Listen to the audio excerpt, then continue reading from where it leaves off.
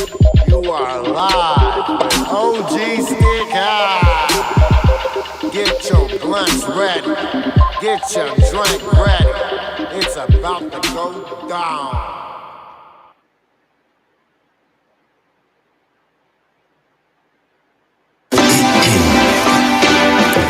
Baby, you know me to confess my love to you, right?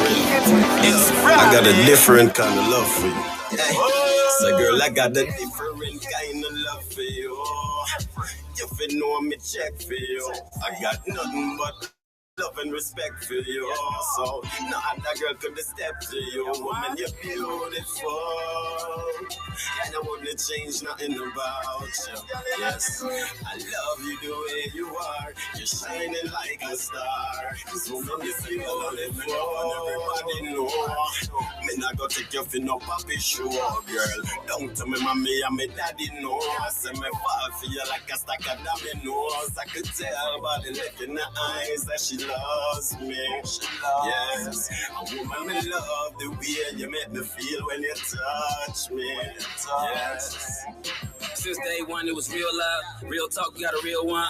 Everybody don't get that chance, spend their whole life trying to feel love. To the last days, I'm here with you, been through it all, and I'm still with you. One reason I'm a real nigga, that's the only type that can deal with you. You cuss at me, I curse back. You scream at me, I ride you. Like fuck you, then it's fuck you too. Make up like I love you too. Different type of love.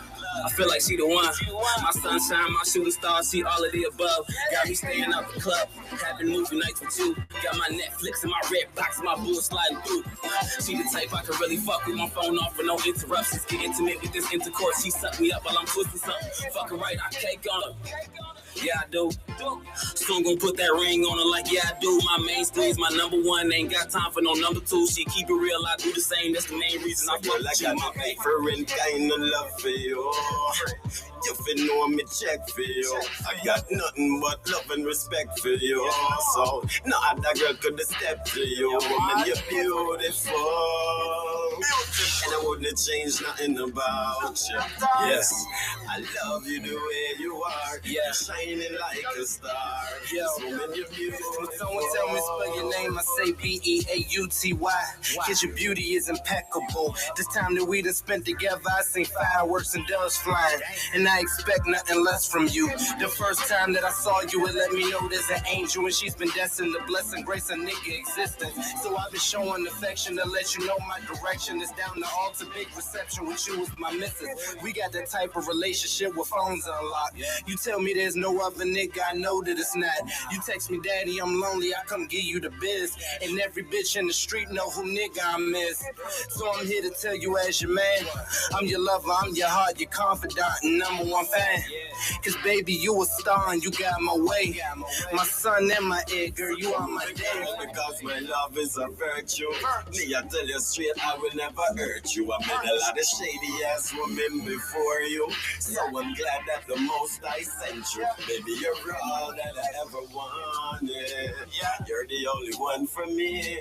Woman, you're more than a lover and a friend. Yes, and I don't want this to end.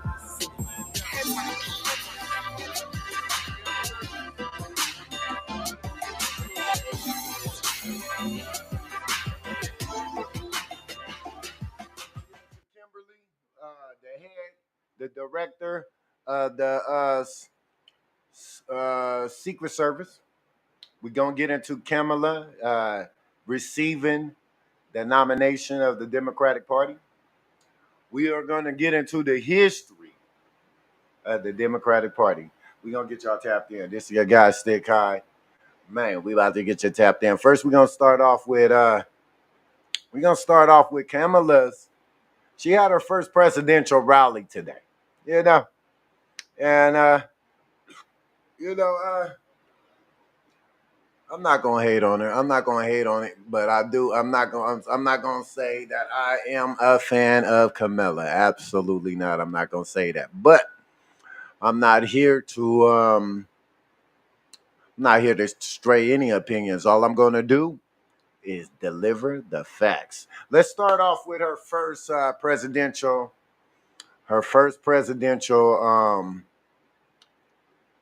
speech today. She did her first presidential rally in Milwaukee, Wisconsin today. We're gonna get y'all tapped in into the news and shit. Let y'all hear a little bit what she say. A lot of people say a lot of people discredit her. They say she's not a great speaker. I believe American people don't need speeches. We need some affirmative action. We need results. We don't need people that could talk good. We don't need the people that could talk a good game. We need people that could walk it. So maybe that's not a good knock on her. You know what I'm saying? So we're gonna get y'all tapped in on what she said. On Vice President Kamala Harris. Thank you.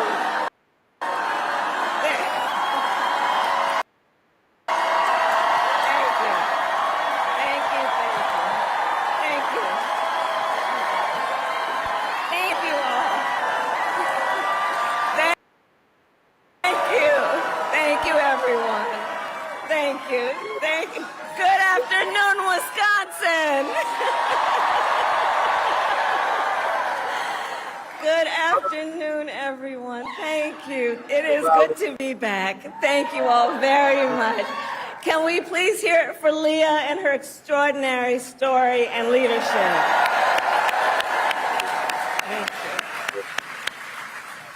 And I do believe our teachers do God's work. They teach other people's children, and God knows we don't pay them enough. Let's thank them. And it is so good to be here and be back with so many extraordinary leaders, including my friend, the great governor of Wisconsin, Tony Evers. He's here somewhere. My dear friend, Senator Tammy Baldwin. And you know, I had the privilege of serving with Tammy when I was in the United States Senate, and she is always fighting for the people of this state, and I know that the folks that are here are going to make sure you return her to Washington, D.C. in November. Yes, we are going to elect her back to Washington, D.C. It is so good to be here also with Lieutenant Governor Sarah Rodriguez, Attorney General Josh Cole, Wisconsin Secretary of State Sarah Godlewski, County Executive David Crowley, Mayor Cavalier Johnson, and the great State Party Chair Ben Wickler, who I have worked with. Ben, you and I have been working together for years, and I can attest he knows how to build the infrastructure that delivers wins up and down the ballot. Thank you, Ben.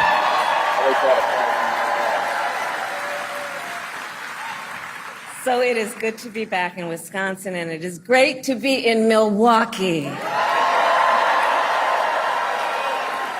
As many of you know, our state campaign headquarters are in this city. Yes, and there is a reason for that. The path to the White House goes through Wisconsin. Yes, it does. And to win in Wisconsin, we are counting on you right here in Milwaukee. And you all helped us win in 2020. And in 2024, we will win again. Yes, we will.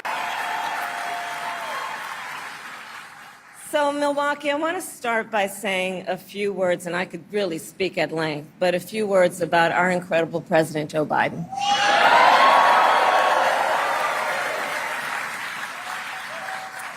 It has truly been one of the greatest honors of my life to serve as Vice President to our President Joe Biden. Joe's legacy of accomplishment over his entire career and over the past 3.5 years is unmatched in modern history. In one term, think about it, in one term as president, he has already surpassed the legacy of most presidents who served 2 terms in office.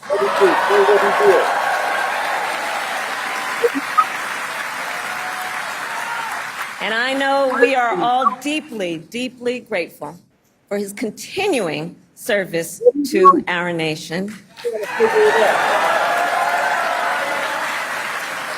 And it is my great honor to have Joe Biden's endorsement in this race.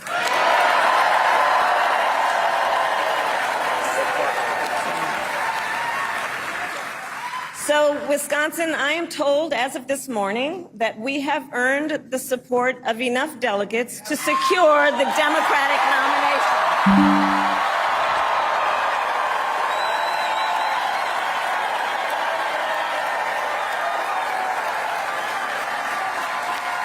And I am so very honored, and I pledge to you I will spend the coming weeks continuing to unite our party so that we are ready to win in November.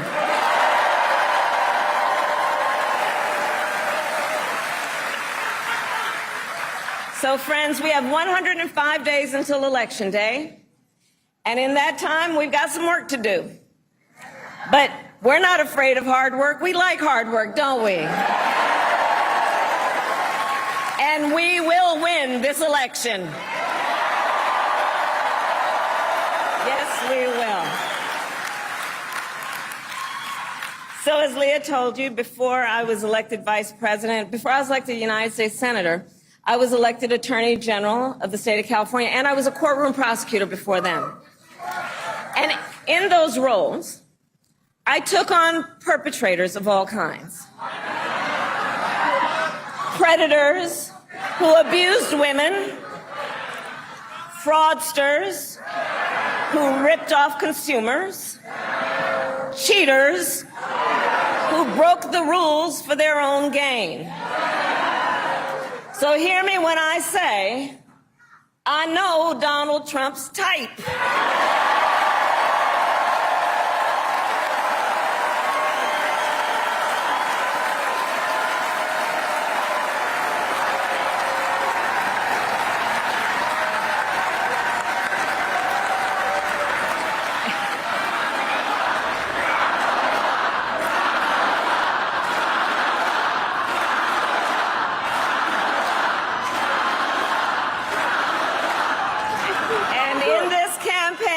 I promise you, I will proudly put my record against his any day of the week.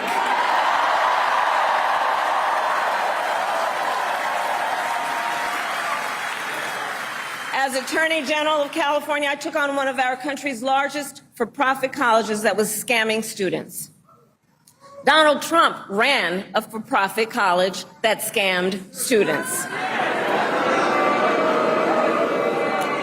As a prosecutor, I specialized in cases involving sexual abuse. Well, Trump was found liable for committing sexual abuse. As Attorney General of California, I took on the big Wall Street banks and held them accountable for fraud. Donald Trump was just found guilty of fraud on 34 counts.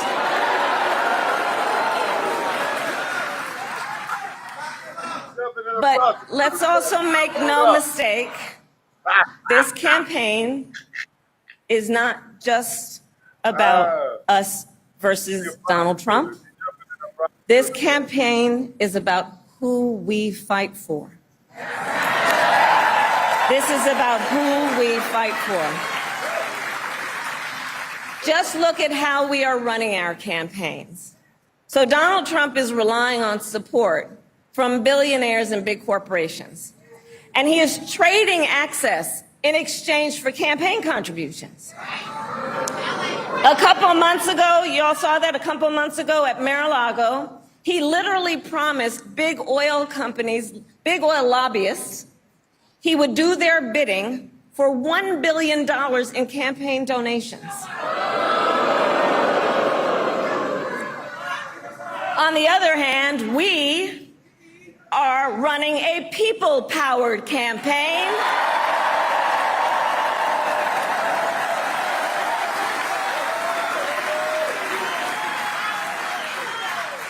And We just had some breaking news. We just had the best 24 hours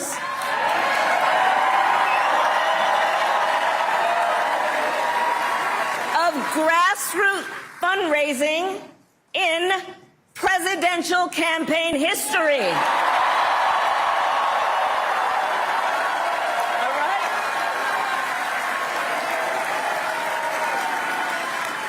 And because we are a people-powered campaign, that is how you know we will be a people-first presidency. And Wisconsin, this campaign is also about two different visions for our nation. One, where we are focused on the future. The other, focused on the past. We believe in a future where every person has the opportunity not just to get by, but to get ahead.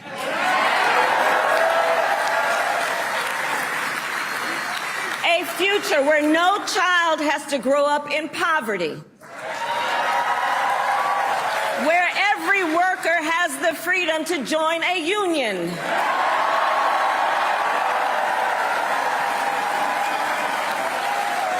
Where every person has affordable health care, affordable child care, and paid family leave.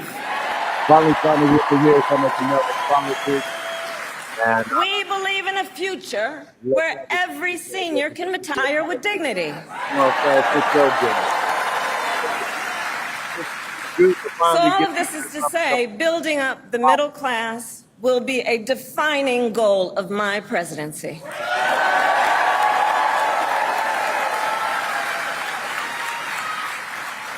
Because here's the thing we all here, Wisconsin, know. When our middle class is strong, America is strong.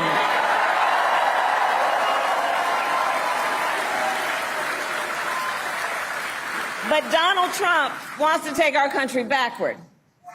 He and his extreme Project 2025 agenda will weaken the middle class. Like, we know we got to take this seriously. Can you believe they put that thing in writing? Read it. It's 900 pages. But here's the thing. When you read it, you will see Donald Trump intends to cut Social Security and Medicare. He intends to give tax breaks to billionaires and big corporations and make working families foot the bill. They intend to end the Affordable Care Act and take us back then to a time when insurance companies had the power to deny people with pre-existing conditions. Remember what that was like? Children with asthma, women who survived breast cancer, grandparents with diabetes. America has tried these failed economic policies before, but we are not going back. We are not going back. Not going back. We're not going back. We are not going back.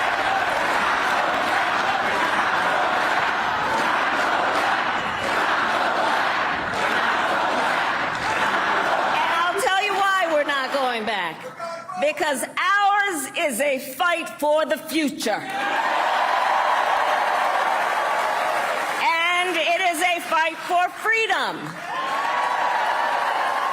Generations of America's, generations, and we have to remember this, the shoulders on which we stand, generations of Americans before us led the fight for freedom.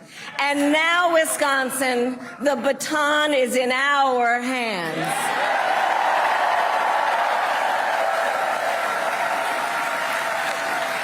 We, who believe in the sacred freedom to vote, will make sure every American has the ability to cast their ballot and have it counted.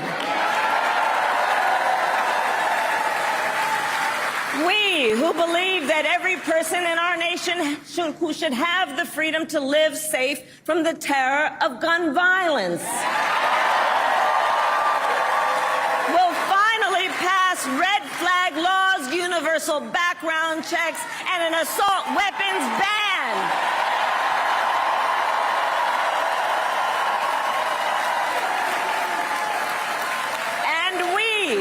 Who believe in reproductive freedom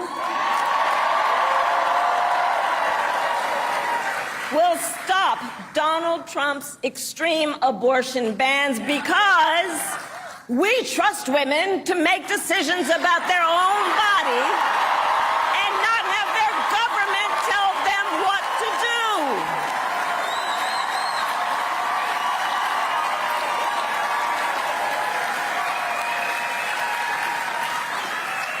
And when Congress passes a law to restore reproductive freedoms, as President of the United States, I will sign it into law.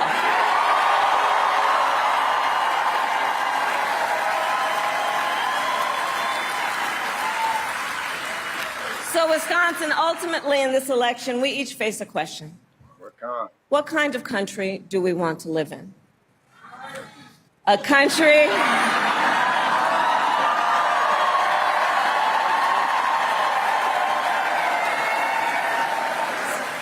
to your point, do we want to live in a country of freedom, compassion, and rule of law, or a country of chaos, fear, and hate?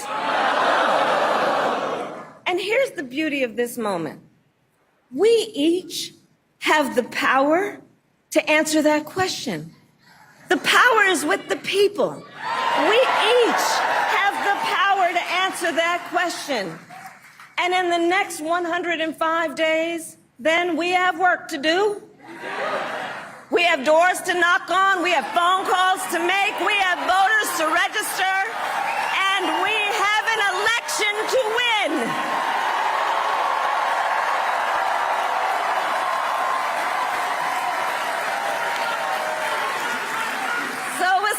Today I ask you, are you ready to get to work? Do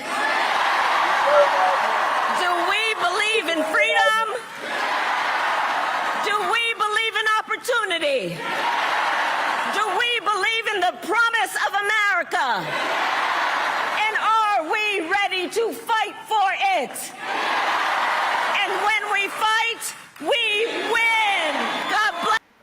Yeah, that was Kamala's first. That was her first press conference right there. That's her first rally as a president, as the presidential nominee. Now, I'm not gonna lie. The speech was impressive. A lot of people have criticized Kamala because they said she's not a great speaker. This nation doesn't need. We don't need a good speaker. We don't need a good salesman, huh? We don't need a good salesman. Huh? We need somebody that's going to do the job. We don't need somebody that talks good or talk a good game. We needed people to produce results. Okay? Now, I got a clip. From Dr. Umar. Dr. Umar, he has spoke on Kamala Harris. And we're going to see what Dr. Umar got to say about this. Dr. Umar is, you know what I'm saying, he's a highly respected brother within the black community. And I think it's important to hear what Dr. Umar has to say. Because Dr. Umar, he's earned that respect within the black community to hear him out. But we're going to hear out Dr. Umar real quick of what he thinks about Kamala's nomination of the Democratic Party. Let's get that in. Let's see. Let's get it in. We're playing with the low. Show my layers.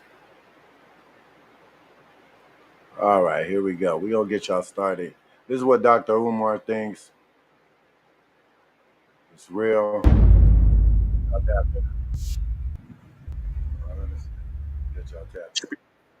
Speaking of Kamala, right? How do you feel about her? Because I know you made a comment earlier saying that she don't claim her black side.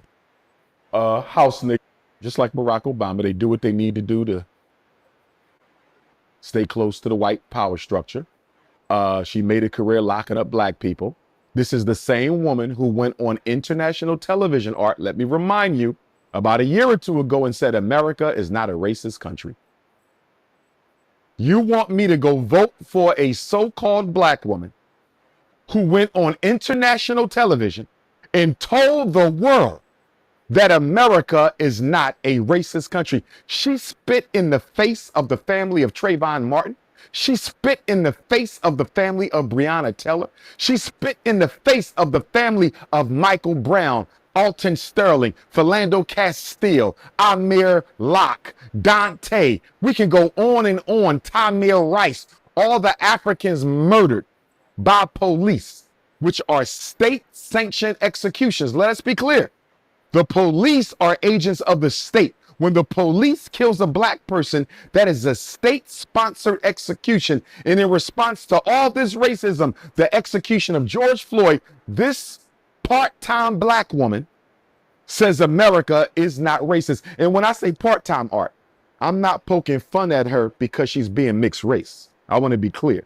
I'm poking fun at her because she can rarely be found speaking up for black people. My issue ain't her being mixed race. Nobody's responsible for how they come into this world. My issue with her is not identifying with her people. I remember another interview I saw with Kamala Harris, Art, and she said, somebody asked her, what are y'all going to do for black people? And she said, we can't pass laws just for black people. She said this, we can't do things just for black. Well, Kamala Harris, can I ask you a question, Madam Vice President? If the Democratic Party can't do anything just for black people, why did y'all pass a law only for Asians? Why did y'all pass a law only for Native Americans? Why did y'all pass a law only for transgenders? Why did y'all pass a law only for LGBTQs? Why did y'all pass a law only for immigrants? If you can't do anything just for black people, this is what she said. It came out of her mouth. If you can't do anything just for black people, how was it possible for you and President Biden to do all these other things for specific ethnic groups in this country from whose benefit no other group can take anything from? Complete contradiction. Kamala Harris is not for black people. But you know what's going to happen? I'm going to tell you why they went that way. Or if they stay that way, they could flip her out. But let's say for the sake of conversation, because Joe Biden did pass her his nomination, even though it's not his decision. She has his support, but the party got to choose her in Chicago. But let's say Kamala Harris gets the Democratic Party nomination in Chicago the week of my birthday, August 19th, I believe the DNC begins, or the 17th. Anyhow, here's why they're going to go that way, Art. Why are the Democrats about to give us the first woman president in American history? I'm going to tell you why. In 2022, there were 10 million more women registered to vote than men in America. Now I'm talking everybody, Art, black, white, red, yellow, brown, gay, straight, everybody. There were 10 million more women registered to vote than men, even though there's only about 3 more million women than men in this country. Population-wise, there's not a great gender disparity. You only see that when you come to the black community for reasons of extermination, incarceration, okay, miseducation, right, and sexual confusion, right? So outside of black America, the male-female gender balance is almost the same. I believe there's 168 million adult women in America, and there's about 165 million adult men in America. So you only have a 3 million person discrepancy. Now, those 10 million votes, there's 10 million more women registered to vote than men are. Elections have been decided by votes less than 10 million. You've had elections decided by 1 million. You had elections decided. Hold the fuck up. This brother said that there is 10 million more women. 10 million more registered black women than black men. Wow. So you know they are targeting our black women. They are targeting our black women with a black woman, which is intriguing to a lot of black women. Intriguing to black people in general.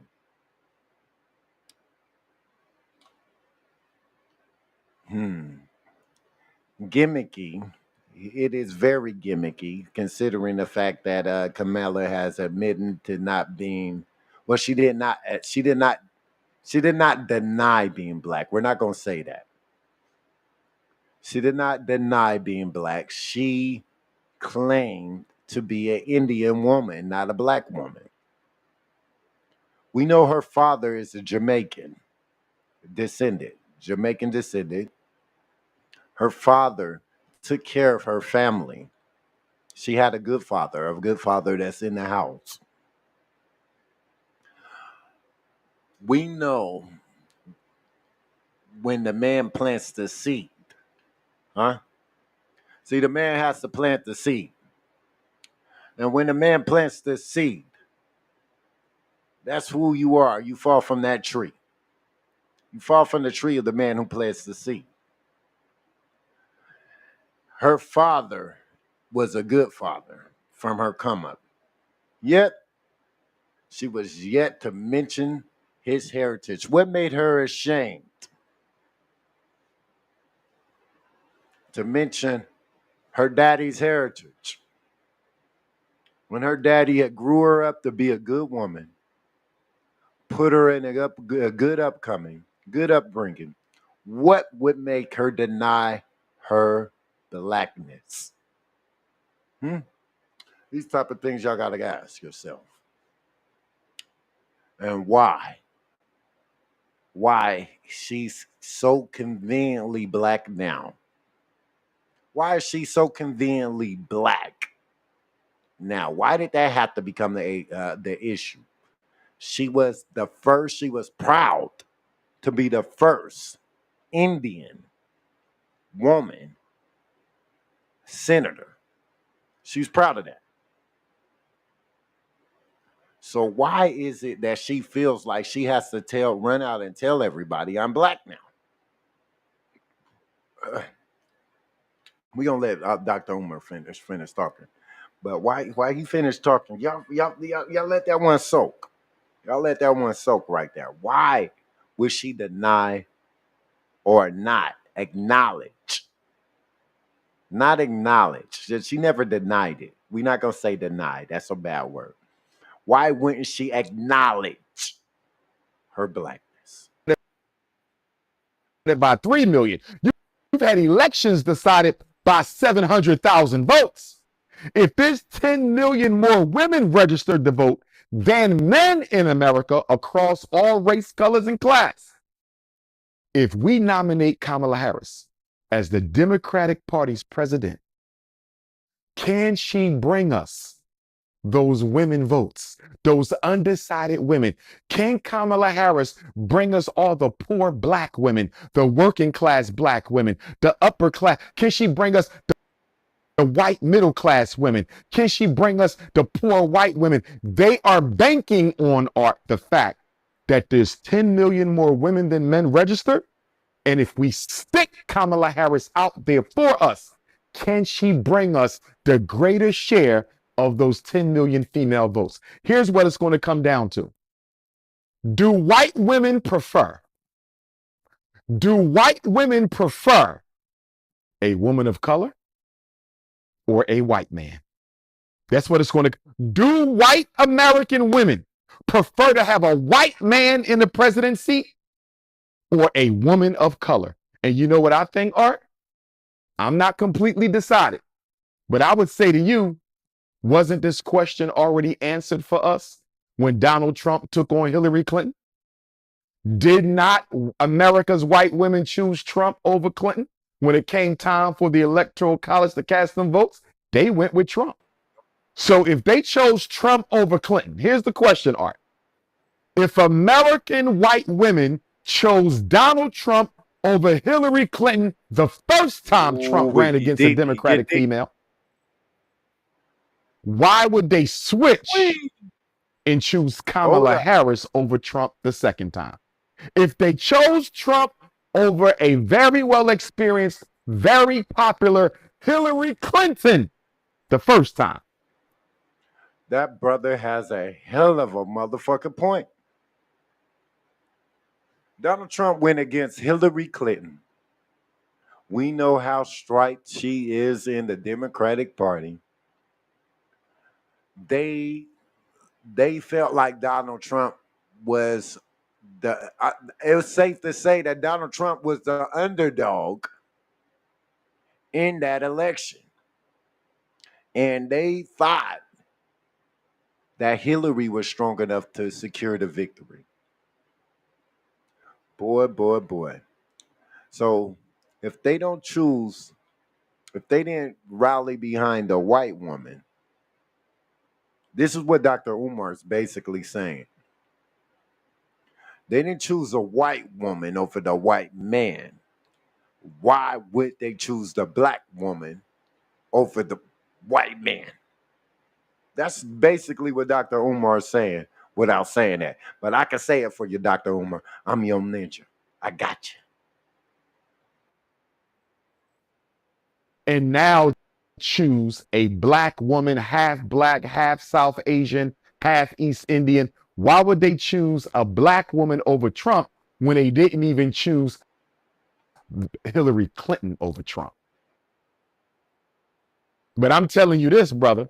I'm going to the Democratic National Convention. I'm going to try to get there because that's going to be a circus. You ain't seen a nigga show in your life like what you're about to see because they got to outdo Hulk Hogan. They got to outdo Amber Rose. They got to outdo Ben Carson.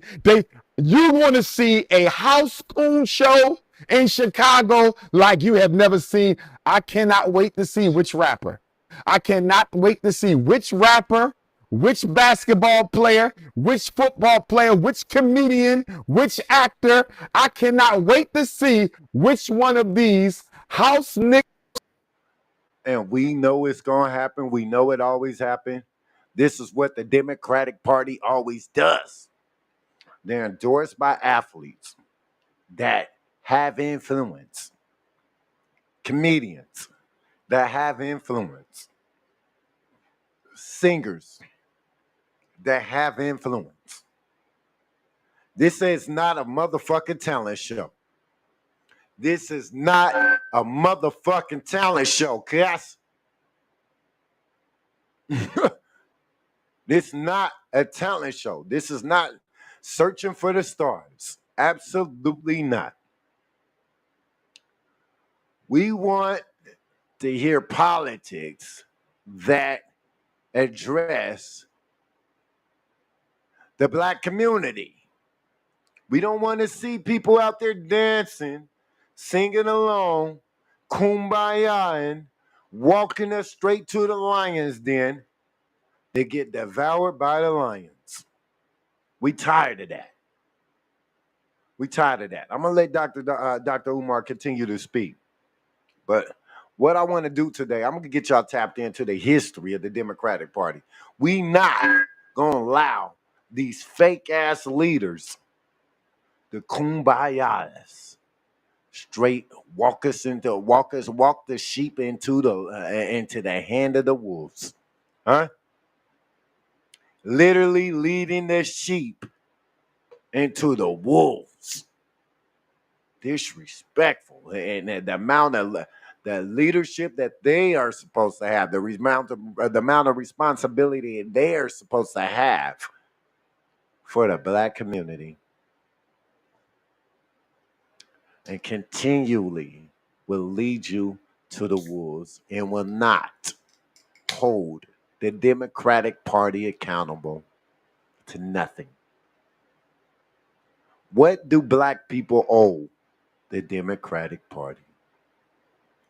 why the black people feel obligated, obligated, obligated, obligated to serve the Democratic Party. Here's my thing, Art. I'm not dismissing the black celebrities for speaking at the Democratic National Convention just for that reason. I'm dismissing them, Art, because they're going to go up there, show up and show out for the Democrats without a single promise to their community, without a single pledge to their community, without a single concession to their community. With all we've been through and all we about to go through, how the hell can you fly your ass to Chicago, basketball player, football player, rapper, actor, dancer, singer, comedian? How can you go up there and show up and show out for Kamala Harris, who never did a damn thing for black people? That's my issue. And I'm going to tell you this right now. Every black person listening to me, on November the 5th, you need to be in a black community when the election results are read. My bougie nigga living in the suburbs, living in an all-white community, you do not want to be caught outside on November the 5th if Donald Trump loses. Because here's my thinking, Art. We only got 3 months and a few weeks to the presidential election. Let me say that again. We only got 3 months and a few weeks to the presidential election on November 5th. You mean to tell me Joe Biden backs out with 3 months left, anoints Kamala to his spot. She only got 3 months to campaign, and you still going to beat a very popular Donald Trump? Do you think the American people are going to believe Donald Trump lost fairly after y'all tried him in court, convicted him in court? And I know we'll get later to the artificial assassination, but nonetheless, do you really think Americans are going to believe Kamala Harris beat Donald Trump straight up? I'm not too sure about that.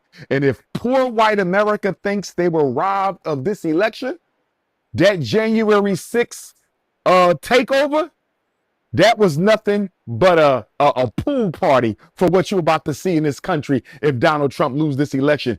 I would not want to be a black person in a white neighborhood on November the 5th, 2024. This is what I would like to say. I don't like, Lord Jesus, I don't like when our leaders put these ifs. Dr. Umar he's respected in our community, so we gonna dress him as a leader. We gonna look at him as a leader. He is a leader within his community. Now, I don't like when leaders within our community how can I say this? I want to say this correctly. I want to say this right because I really respect Dr. Umar. I don't like a message of fear. A message of fear.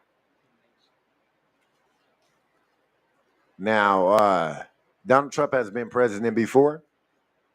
There was no issue. Nobody went outside, blew up nothing. Donald Trump has lost before.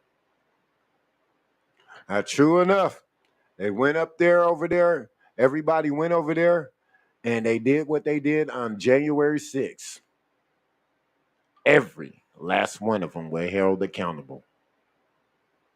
Every last one of them motherfuckers went to jail. So look, we don't want to be trying to scare nobody, making people think this is like the Y2K type thing. Oh, if this happened, you gotta be ready. Chill out on all that, man. Chill out on all that noise, man. This is about votes. It's about votes. We're not trying to sway no voters. We're just trying to educate you voters. Know what you're doing. It's my duty to educate a lot of you voters on what you're voting for because a lot of people don't know what they're voting for, and I want to motherfucking pull the wool off of y'all eyes. I'm not telling you who to vote for. I'm just going to give you more insight about who you're voting for. And that's my job. That's what God wanted me to do with this platform that I got. And that's what I feel to keep on doing. I'm going to let Dr. Umar continue this, the finish his message. I believe white folks are going to show up and show out art. You better have a gun, a knife. Black people better exercise, what is it, our Second Amendment rights? Right to carry, is that the Second Amendment or the Fourth? I want to say the second. I think it's the second. Black folks better exercise their right to carry. You've got, because if Donald J. Trump loses this election, going against a Democrat who had 3 months to run, you had 3 months to run and you beat Donald Trump, white America gonna flip off, Art. I'm going to make sure I'm ready, brother. Make sure you're ready. And I want all my American Africans out there, wherever you live in America, especially if you're in a city that's predominantly white, if you're in a state that's predominantly white. You know, we in Philly, which is half black, half white, 50-50. You know what I mean? But black people, please be prepared for what can happen on these streets if Donald J. Trump loses that election. And to that point, Art, this is why I think the shadow government has a lot of deciding and a lot of reasoning and a lot of debating to do. Because here's the thing, Art.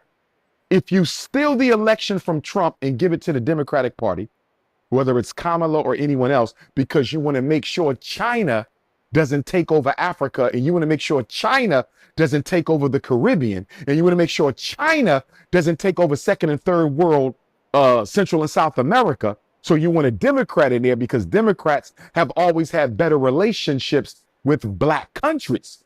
If you do that, you might win the world, but you might lose America.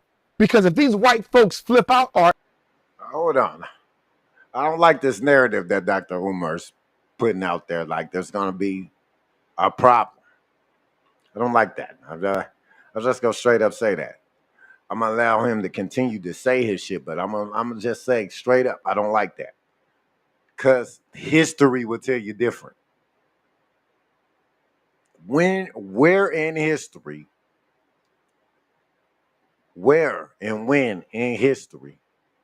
did the Republican Party come against, attack the black community?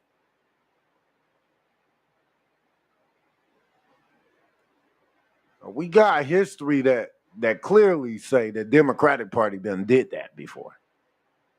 Democratic Party is the founder of the KKK. We hear things about the Republican Party, but we have facts against the Democratic Party. I'm not either one of them. I'll let y'all know that right now. Hold up. I'm not a Republican. I'm not a Democrat. I'm black first. So therefore, I am an independent. I'm in the middle. Because I can't trust now one of these motherfuckers. We can't trust them. That's why I stand in the middle. But history will tell you the Republican Party ain't the ones out here going ape shit. The Republican Party ain't never assassinated nobody. All fingers point towards the Democratic Party. And that's why they're so desperate. They threw out Kamala out there. I thought they was about to go get Michelle. I'm going to let Dr. Umar continue to talk. American public has more weapons than the American military. Let me say that again. The American public, 350 million people, they have more guns than the U.S. military. Now, the military has better weapons. The military has better weapons, but the people have more weapons. American military is no more than 500,000 people, Art. There's no more than 500,000. How are you going to put 500,000 against 350 million with more weapons? You're not winning that. If the U.S. military has to go to war with her own citizens, I believe the U.S. military will lose. And I believe a lot of people in the U.S. military will side with the American people. And by American people, I mean white American people. So the National Security Agency, the Council on Foreign Relations, the Bilderbergers, the Federal Reserve, the Trilaterals, the Illuminati, the House of Rome, the Rothschilds, the Wahlbergs, the Morgans, the Stanleys, the Rockefellers. They got to ask themselves, if we rob Donald Trump so we can maintain Africa and the Caribbean, will that lead to social unrest in America? Will America degenerate into chaos? Will we have to evoke martial law? That's a hell of a decision to make. Do I go for the resources or do I maintain American status quo? Because Art, if America breaks down internally, China is the new superpower. The only thing keeping China from being the world superpower right now is this country. If this country descends into chaos, China runs the world. Does the power structure, does the secret government of this country really want China in charge? That's the question. Yeah, that's real talk. And speaking of Kamala, that's Montel Williams' old joint, right? I believe they dated. I believe they dated. But you know, politics and entertainment, those two worlds are very similar. And what I mean by that, people often date and compromise themselves to the top. I mean, the fact that Kamala Harris couldn't find a single black man to marry. I mean, you got to think about this. See, Art, you know, when we start talking about that snow bunny crisis, right? I'm not sure if people really see how deep this goes. See, if Art marries a white woman, it ain't just about you marrying a white woman. You married her culture. You married her values. You married her family. You married her race. Not only that, you're saying I couldn't find a single black woman on the face of the earth who was good enough to make my wife. When Kamala Harris married that white man, she basically told every black man on earth, none of you are good enough to be my equal. But guess what, Art? Don't be surprised that this whole thing was set up from the beginning by the shadow government. Don't be surprised.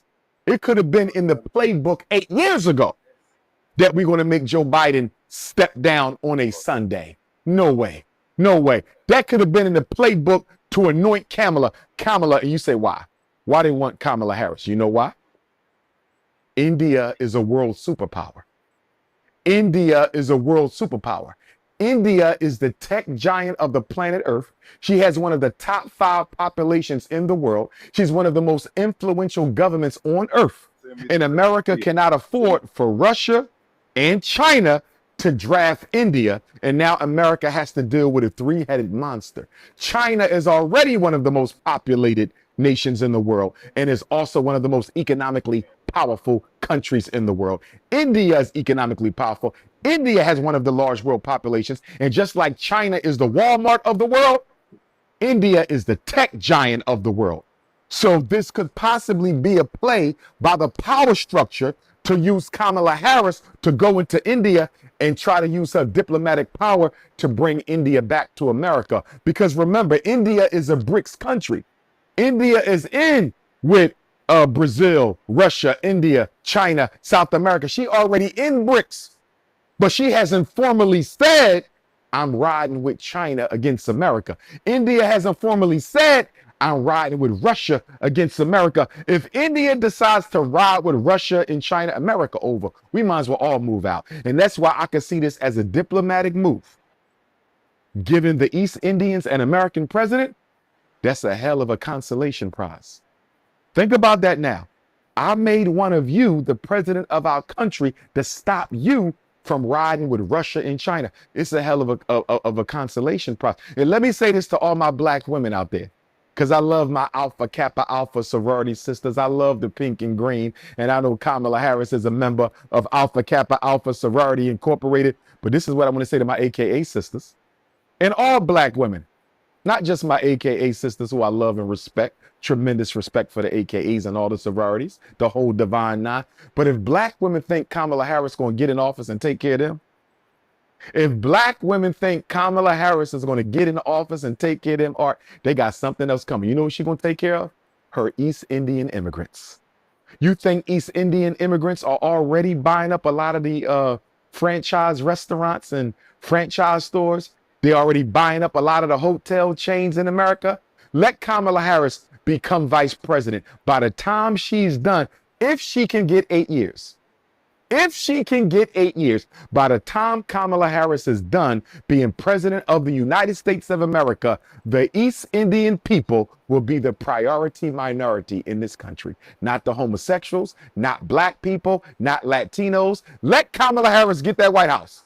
The East Indian American will be the priority minority by the time she leaves the Oval Office. Now, that was deep right there. That was deep right there. That was deep as hell right there. That's my nigga. It's my ninja right there. I don't want to disrespect Dr. Umar because I'm pretty sure he don't like to be called there. But that's my ninja. And Dr. Umar is very intelligent. He's not a Democrat, Republican either. That he's independent.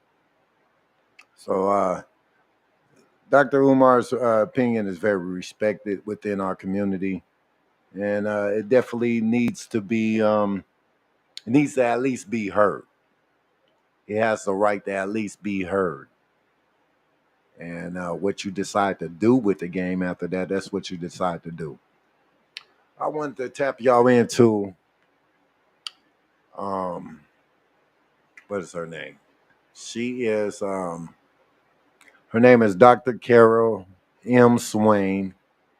She is a professor, I believe, Delaware. What she said, professor from Delaware. I don't want to say exactly where she's from because I'm not sure of her credentials fully, but she's a doctor. And this is what she states. She's going to give us the information of how, in the history, how the Democratic Party was started in the history of the Democratic Party. When you think about racial equality and civil rights, which political party comes to mind? The Republicans or the Democrats? Most people would probably say the Democrats, but this answer is incorrect. Since its founding in 1829, the Democratic Party has fought against every major civil rights initiative and has a long history of discrimination. The Democratic Party defended slavery, started the Civil War, opposed Reconstruction, founded the Ku Klux Klan, imposed segregation, perpetrated lynchings, and fought against the Civil Rights Acts of the 1950s and 1960s. In contrast, the Republican Party was founded in 1854 as an anti-slavery party. Its mission was to stop the spread of slavery into the new Western territories with the aim of abolishing it entirely. This effort, however, was dealt a major blow by the Supreme Court in the 1857 case Dred Scott versus Sandford. The court ruled that slaves aren't citizens, they're property. The 7 justices who voted in favor of slavery, all Democrats. The 2 justices who dissented, both Republicans. The slavery question was, of course, ultimately resolved by a bloody civil war. The commander-in-chief during that war was the first Republican president, Abraham Lincoln, the man who freed the slaves. 6 days after the Confederate Army surrendered, John Wilkes Booth, a Democrat, assassinated President Lincoln. Lincoln's vice president, a Democrat named Andrew Johnson, assumed the presidency. But Johnson adamantly opposed Lincoln's plan to integrate the newly freed slaves into the South's economic and social order. Johnson and the Democratic Party were unified in their opposition to the 13th Amendment, which abolished slavery, the 14th Amendment, which gave blacks citizenship, and the 15th Amendment, which gave blacks the vote. All 3 passed only because of universal Republican support. During the era of Reconstruction, federal troops stationed in the South helped secure rights for the newly freed slaves. Hundreds of black men were elected to Southern state legislatures as Republicans, and 22 black Republicans served in the U.S. Congress by 1900. the Democrats did not elect a black man to Congress until 1935. But after Reconstruction ended, when the federal troops went home, Democrats roared back into power in the South. They quickly reestablished white supremacy across the region with measures like black codes, laws that restricted the ability of blacks to own property and run businesses, and they imposed poll taxes and literacy tests used to subvert black citizens' right to vote. And how was all of this enforced? By terror, much of it instigated by the Ku Klux Klan, founded by a Democrat, Nathan Bedford Forrest. As historian Eric Foner, himself a Democrat, notes, in effect, the Klan was a military force serving the interests of the Democratic Party. President Woodrow Wilson, a Democrat, shared many views with the Klan. He resegregated many federal agencies and even screened the first movie ever played at the White House, the racist film The Birth of a Nation, originally entitled The Klansman. A few decades later, the only serious congressional opposition to the landmark Civil Rights Act of 1964 came from Democrats.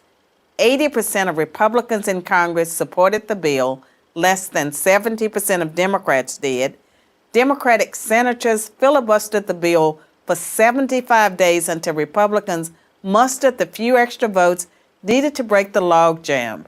And when all of their efforts to enslave blacks, keep them enslaved, and then keep them from voting had failed, the Democrats came up with a new strategy. If black people are going to vote, they might as well vote for Democrats, as President Lyndon Johnson was purported to have said about the Civil Rights Act. I'll have them voting Democrat for 200 years. So now, the Democratic Party prospers on the votes of the very people. You hear that? I had them niggas voting Democrat for over 200 years. What was that? 1960, huh? What we in 2024? That's 80 years. 80 years.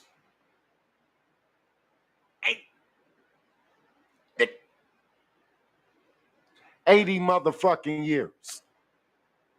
A loyalty for what? What is y'all niggas loyal to? What is y'all loyal to? You loyal to the KKK? You loyal to anti-slavery? What are you really loyal to? Who is the real traitor of the black community? You niggas need to start looking yourself in the mirror, and you need to figure out what the fuck you doing, and you need to really look yourself deep in the mirror and ask yourself, am I doing what you feel like? Am I moving in God's favor? Are you moving in God's favor? You think God wants us to lose for 200 years?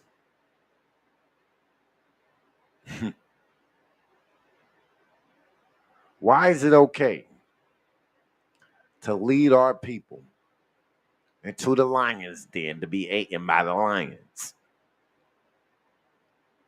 To literally walk us into the lion's den. Kumbaya, my Lord. Kumbaya. And black women are the catalysts of this. Black women are doing this. But I gotta ask every black woman out there,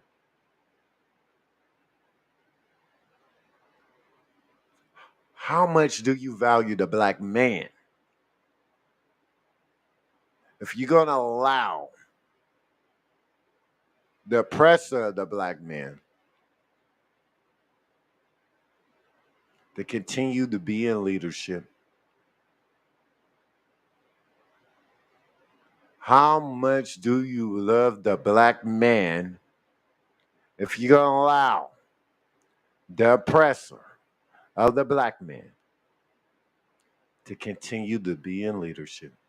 Let's go. Let her finish it. Democrats falsely claim that the Republican Party is the villain, when in reality, it's the failed policies of the Democratic Party that have kept blacks down. Massive government welfare has decimated the black family. Opposition to school choice has kept them trapped in failing schools. Politically correct policing has left black neighborhoods defenseless against violent crime. So when you think about racial equality and civil rights, which political party should come to mind? I'm Carol Swain, professor of political science and law at Vanderbilt University for Prager University.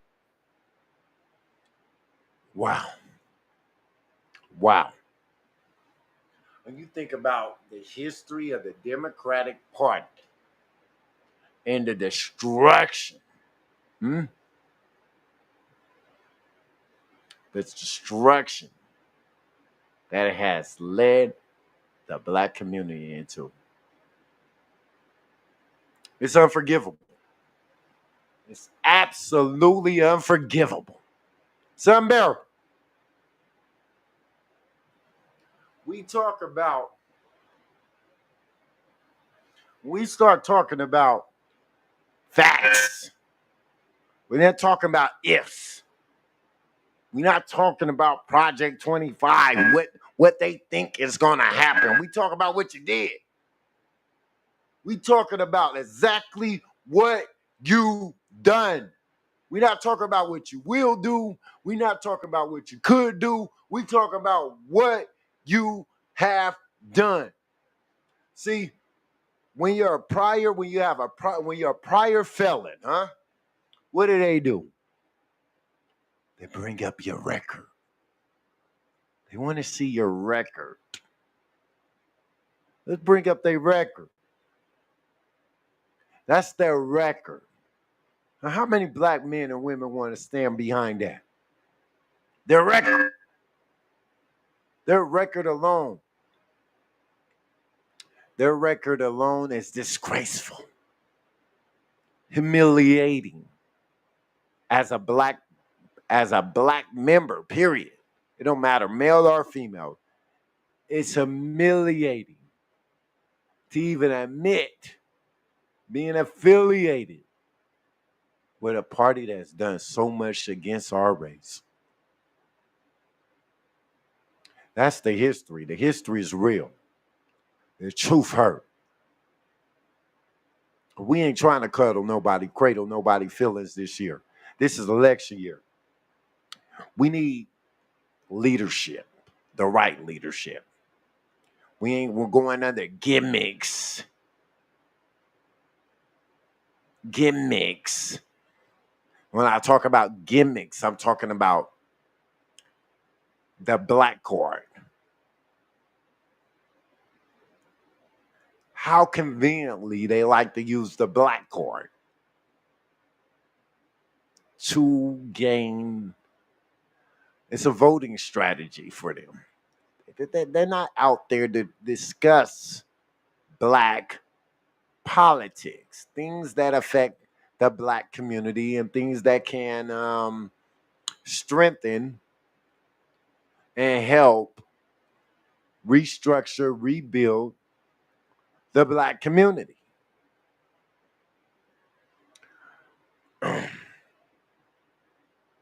All this is about is, if you're a woman, if you're black, vote for us. But we've yet to hear your politics. It's bigger than just a color. It's bigger than a gender.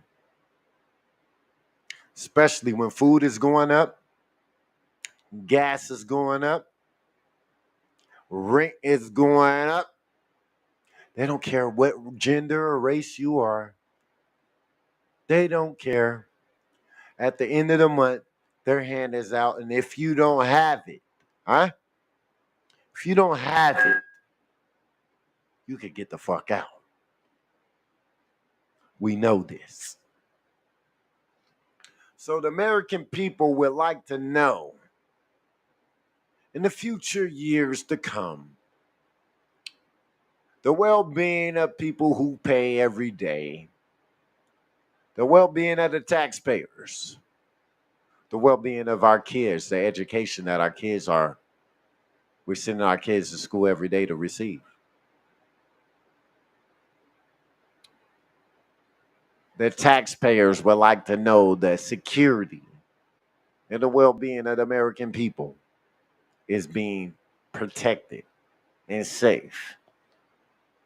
And we're going to talk about security. Oh, yeah. We're going to get into it. That's why we're going to switch it. We're going to swerve right into the Secret Service. We're speaking of security. The Secret Service, which I have verbally said, I feel like it's been compromised in some form or way. I believe there's an inside job. They had a trial. They had a trial with the director of the Secret Service yesterday. And today she had resigned after that trial she had yesterday. And I'm going to allow y'all to see the things that were said in her trial. And Lord Jesus, they got on her helmet top. It was bipartisan. They got on her head, Democrat, Republican. They got on her head. It's the first time I probably seen America work together in a long time. And they all asked the right questions. So this allows me to believe and know they can work together.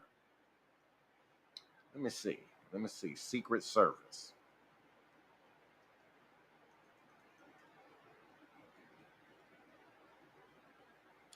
Secret Service testifies in Congress. Let's go. Lord Jesus. Y'all know this is 5 hours they had. So we don't have 5 hours worth of time. I'm not gonna waste your time for 5 hours. We're just gonna get to the juiciest moments. Well, we'll start off with this one. We had somebody actually cuss today in Congress. They were so passionate. That's the word to use. They were so passionate about the security breakdown. And watch, we're gonna get y'all tapped in. Because I don't think y'all have ever seen anything like this, because I've never seen anything like this either. Director Cheatle, the American people are watching, and they're wondering if there are any questions you can answer honestly today. So, Director Cheatle, I have a series of questions, very specific questions. I want very specific answers.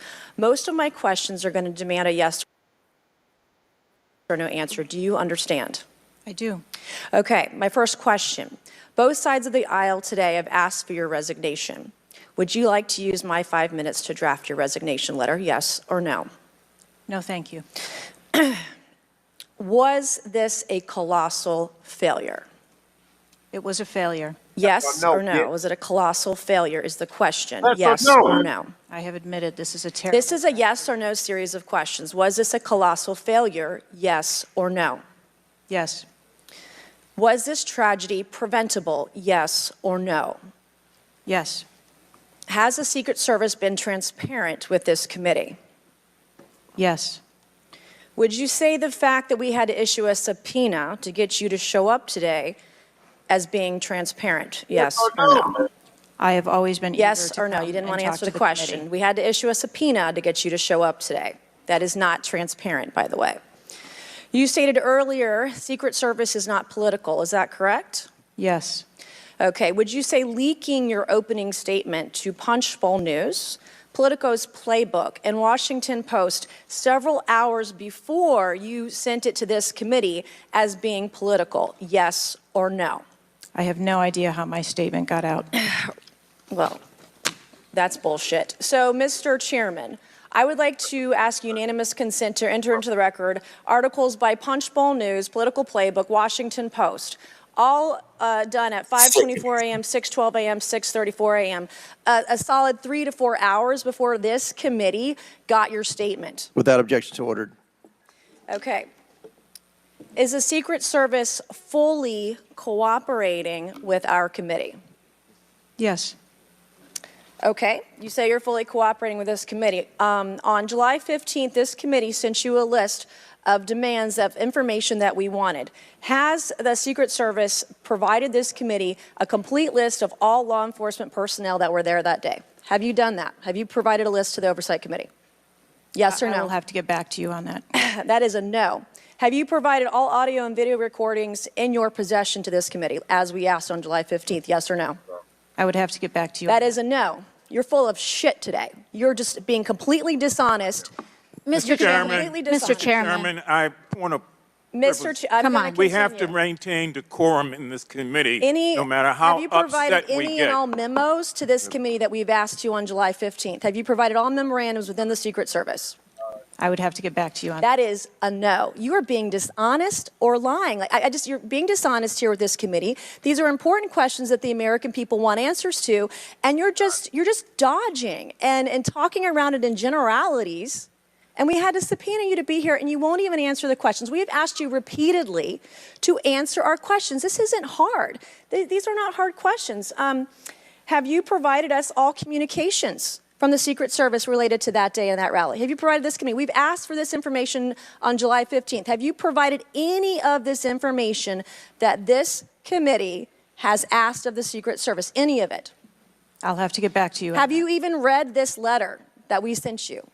Did you even read this? Yes.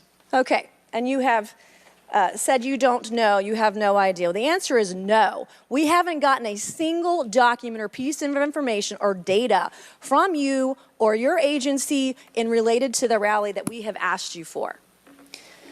So, was this attempted assassination of Donald Trump a failure of training or execution or both? I think that those are answers that we need to training, execution, or both. Which one? I think those are answers. All right. How many Secret Service personnel have lost their jobs due to this colossal failure? At this time, none. How many Secret Service personnel have been required to take a refresher course on how not to let people shoot Donald Trump? Our personnel are currently operational. We are examining the facts of this investigation, and we will make the changes necessary. What time did law enforcement become aware that there was an individual on the roof with a clear line of sight to President Trump?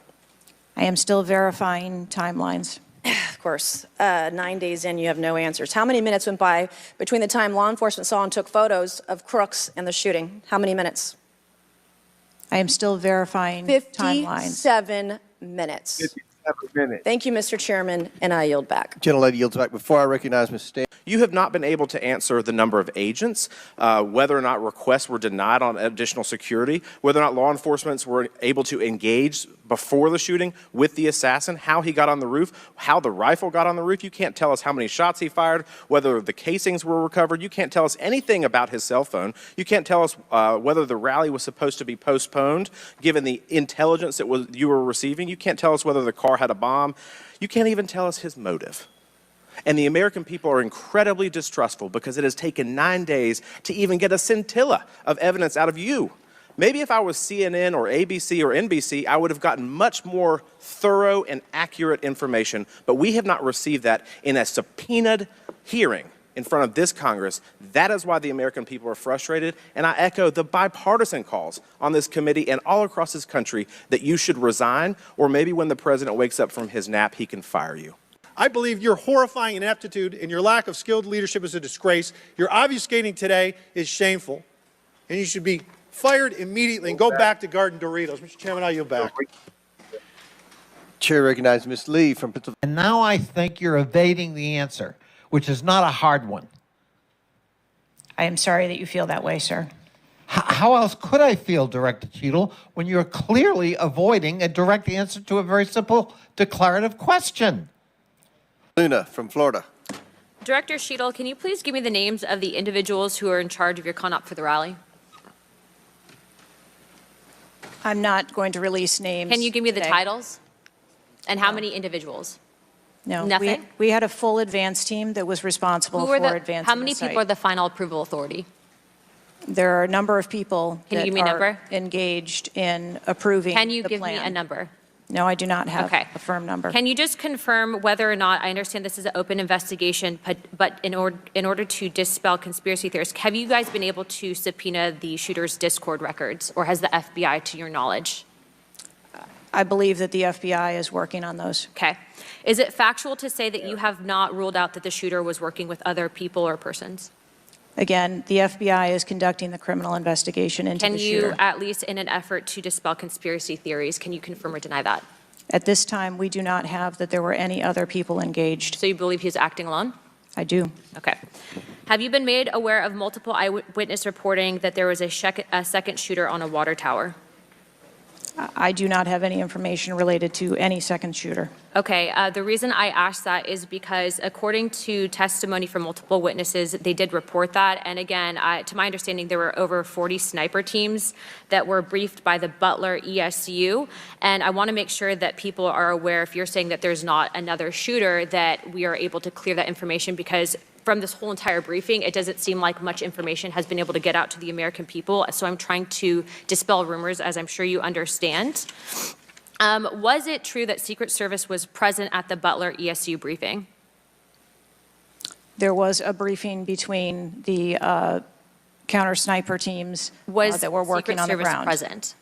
Yes, to my knowledge. Okay, I want to read you a report from people that seem to be throwing you under the bus and stated that they were in attendance and that Secret Service was not in attendance at the security briefing, according to individuals with knowledge, to also include that the AGR building where the shooter Thomas Matthew Crooks was located was actually not a part of their security perimeter for that. So there was not Secret Service present.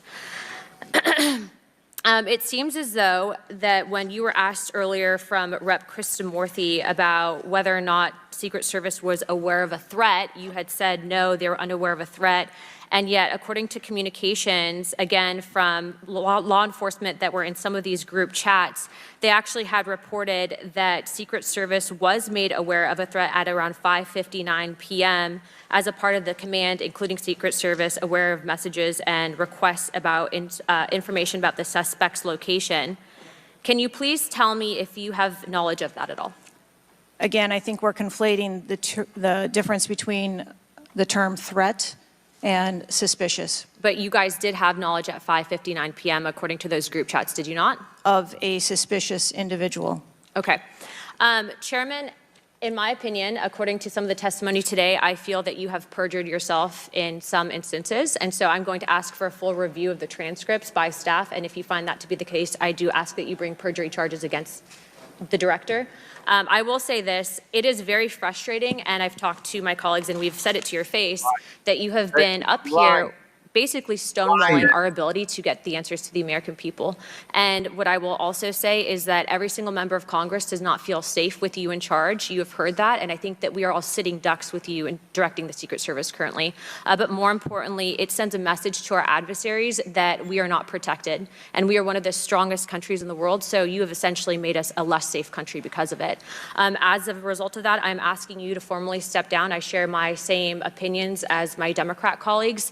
And I also think that your efforts to bring forward a full investigation and report in 60 days is unacceptable. And as a result of that, I'm going to do everything in my legislative toolkit to ensure that that happens sooner rather than later. And I'm sure that you know that we brought a vote on inherent contempt against Garland for essentially blocking a congressional investigation. And I don't think that you should be any different. So I will say that I am just completely disgusted by your performance today. And I understand that you're probably in a position where you're being told not to testify, which is why we had to subpoena you. I think that goes back to Garland. But again, that is part of the flushing that we need to get out of Washington, and I would be happy to assist in that process. Chairman, I yield the rest of my time.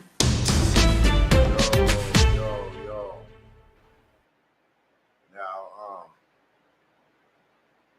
why is it showing that? Why is it showing that? That's the wrong thing. That's wrong. It's crazy. It is so crazy.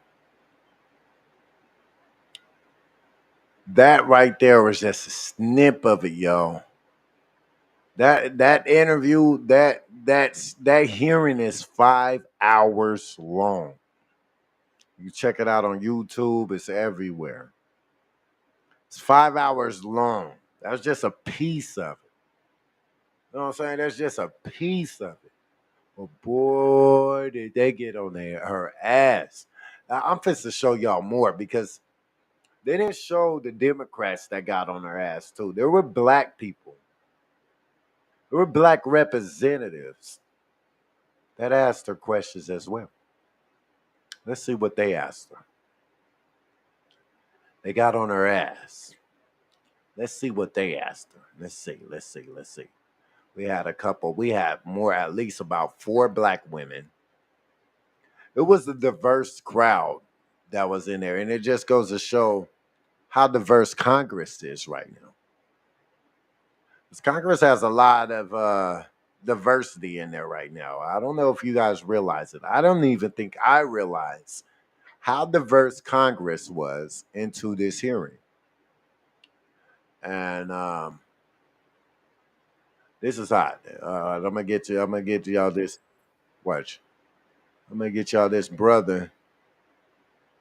He's a senator somewhere. Let me see. I don't know if he's a senator, chairman, whatever. I don't want to misrepresent his position. But nevertheless, the brother is in Congress. He had a chance to question this woman, and this is what he did. We're gonna get y'all tapped in. We're gonna get y'all tapped in. Thank you, Chairman. Director, real quick, at what time was Secret Service aware of the active threat against President Trump?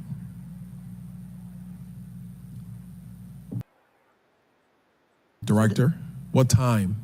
So the Secret Service was aware that there was an individual who had been identified as suspicious, and that individual was attempting to be tracked down. At what time? I don't have a specific timeline other than to... Director, it's been 9 days. I understand At what that. time? I want to make sure that I give you factual information, sir. Director, have you talked to the agents on the ground that day? Yes, I have. You've talked to all of them? Mm-hmm. Your senior team has talked to every agent that was on the ground that day? Yes, we have. Have they all corroborated the same time they identified the shooter or they were made aware of the shooter, either by attendees in the crowd or local police department? There are a number of reports of when those times were made. Was it 5 minutes before the first shot rang out? No. Generally speaking, was it 10 minutes before the first shot rang out? No. Was it 15 minutes before the first shot rang out? It was less than that time frame when it was identified as a threat. How many days before the shooting took place did Secret Service actually do their advance work to secure the facility that the rally was going to be held at? 5 days. In the 5 days prior, when the security advance team did their work, did they identify the rooftop as a potential threat? Again, I'm pulling those reports and that information. It's been 9 days, Madam Director. Did they notice a rooftop 150 yards away that was a potential threat? Yes or no? I am certain that the roof. You see here, they on her ass, y'all. They is not letting this woman breathe. They is on her ass. They on her ass. They are not playing no games with this woman at all. And I don't even know if she realized. I don't know if she realized how much shit she was in today or yesterday until she got out of there, and that's what led her to resign today. I don't think she realized how much shit she was really in, the pool of sharks that she was in there with. She don't realize you're basically in here with every prosecutor, every big attorney. You don't know you're on the big stage. You have been subpoenaed. This is not an interview. We have taken an oath. This is basically like standing on trial. It wasn't a game. And they got on her ass. Let me let them continue to get on her ass. The security parameters around securing that rooftop. What did they do? There was overwatch provided for that rooftop. Did Overwatch fail? I am waiting to hear what the results of the investigation were so that I can identify where the failure was. Who did you talk to that was on the ground that day that was responsible for Overwatch? What are their names? I'm not going to provide their names in this setting. Did you talk to the people that were providing Overwatch that day? I've talked to the people that conducted the advance on that day and that were working the shift and were the counter snipers on that day. So you talked to the counter sniper team. You talked to the people who were providing Overwatch that day, and you talked to the advance team, correct? Yes, sir. What did they tell you? We are putting together a comprehensive report so that I can identify exactly where the gaps and the failures. When the counter sniper team was on the roof and they identified that there was suspicious activity on the roof in question, what was the chain of command's orders around the person on said roof?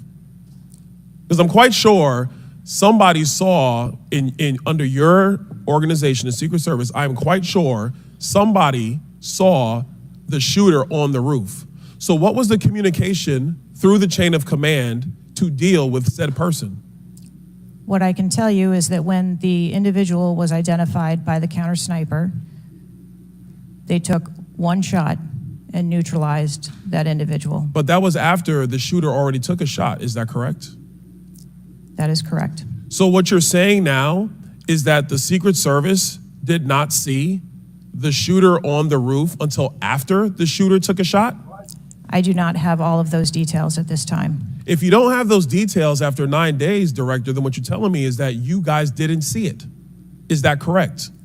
I am telling you I don't have all the details of the sequence at this time. Director, it's been 9 days. Either you have the information or you do not. Is that correct? We are still in the process of conducting interviews and an investigation. Some of my colleagues have texted me over the last couple days, bipartisan, about whether you should lose your job. And I've been quiet on that question because I wanted to see what you were going to do today. In my opinion, you do need to be fired immediately. And it is because this is gross incompetence. And the fact that it's been 9 days, and these are simple questions to answer, I'm quite sure if I asked any one of my kids if they got in trouble and I told them to give me the details, I would get more answers from them than I'm getting from you right now. And that's what's frustrating on a bipartisan basis, on a nonpartisan basis. This is a joke. And Director, you're in charge. And that's why you need to go. Mr. Chairman. Y'all, man, they got on her ass. Boy, bipartisan Republican, Democrat got on her motherfucking helmet top. They didn't even let this bitch breathe yesterday. They got on her motherfucking head. Let me show y'all some more. Let me get y'all some more people. Some more people of color that expressed how they felt to her and the questions that they lined up for her eyes. Let's see. Here we go right here. So much, Mr. Chair. And let me just pick up where my colleague from Tennessee left off. Director Cheatle, was the incident on July 13th due to DEI, or rather systemic failures in communication and potentially safety protocols? The incident on the 13th has nothing to do with DEI. The incident on the 13th has to do with a failure or a gap either in planning or communication. Thank you so much. In fact, I have a few articles that I will enter into the record once I wrap up that actually acknowledge a number of women specifically for their valor in their service, whether it's been in various levels of law enforcement. But, you know, I want to stick here for just a second, because earlier you had a conversation in which there was a discussion about training.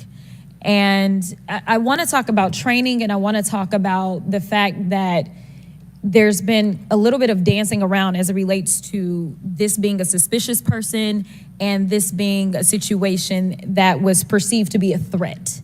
And it seems as if there's a different analysis that takes place. One of my questions has to do with if you have any bias training that your officers undergo. And the reason that I ask that, because as a civil rights lawyer, I have learned so many times in having to deal with law enforcement that there usually is not a perception of a threat when it is a young white male, even if they are carrying a long gun. Yet a lot of times, at least in this country, when it comes to law enforcement, there is a perceived threat just by somebody having a little bit more melanin in their skin. So I'm curious to know, because a lot of times, one of the things that we have consistently pushed for on my side of things, and when I say my side, is once we are looking at a tragedy in which law enforcement made an error, is the bias training and whether or not our officers are getting it. So I'm curious to know, in some of the training that you talk about that is part of your budget, has bias training been part of that? Yes, it is. Okay, thank you. I know that today is a rough day, and on that day in Pennsylvania, it was a rough day. And the reality is that I understand it, and you may or may not know the answer to this question. In the space in which this event took place, it was an open carry space. Is that correct? That is correct. Okay. So I hail from the state of Texas, and interestingly enough, I was serving in the state house right after there was a mass shooting in El Paso. We had an opportunity to do right by our citizens in Texas, but we did not. Instead, they passed permitless carry. And what my colleagues kept trying to get you to answer, because we want to come up with solutions, we don't want to keep pointing the finger. And right now, you've got a bunch of fingers that are pointed at you. But our job is to solve problems for the American people. And to be perfectly honest, the numbers are clear. I think almost every major law enforcement agency come forward and say that they were against permitless carry because they said that their jobs would be made more difficult. Unfortunately, my colleagues on the other side of the aisle in the state of Texas decided that they would ignore those warnings, and they passed the law instead. And right after they passed that law, we ended up with Uvalde. And we heard the stories of those officers that were scared to go in and save those babies because of the firearm in which in that case, 18-year-old had in his hands. They also were given an opportunity to say, hey, raise the age and make it to where at least you have to be 21 before you can possess this type of weapon. And they chose not to. And we have the facts.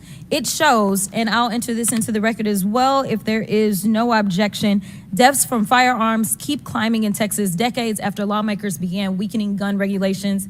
That is from the Texas Tribune. Without objection, so ordered. Thank you so much. The last thing that I'm just going to make a point of saying is that we all care about this issue because we know that there has been a spike in violence, political violence in this country. Are you aware of the fact that the numbers are higher right now? Yes. Okay.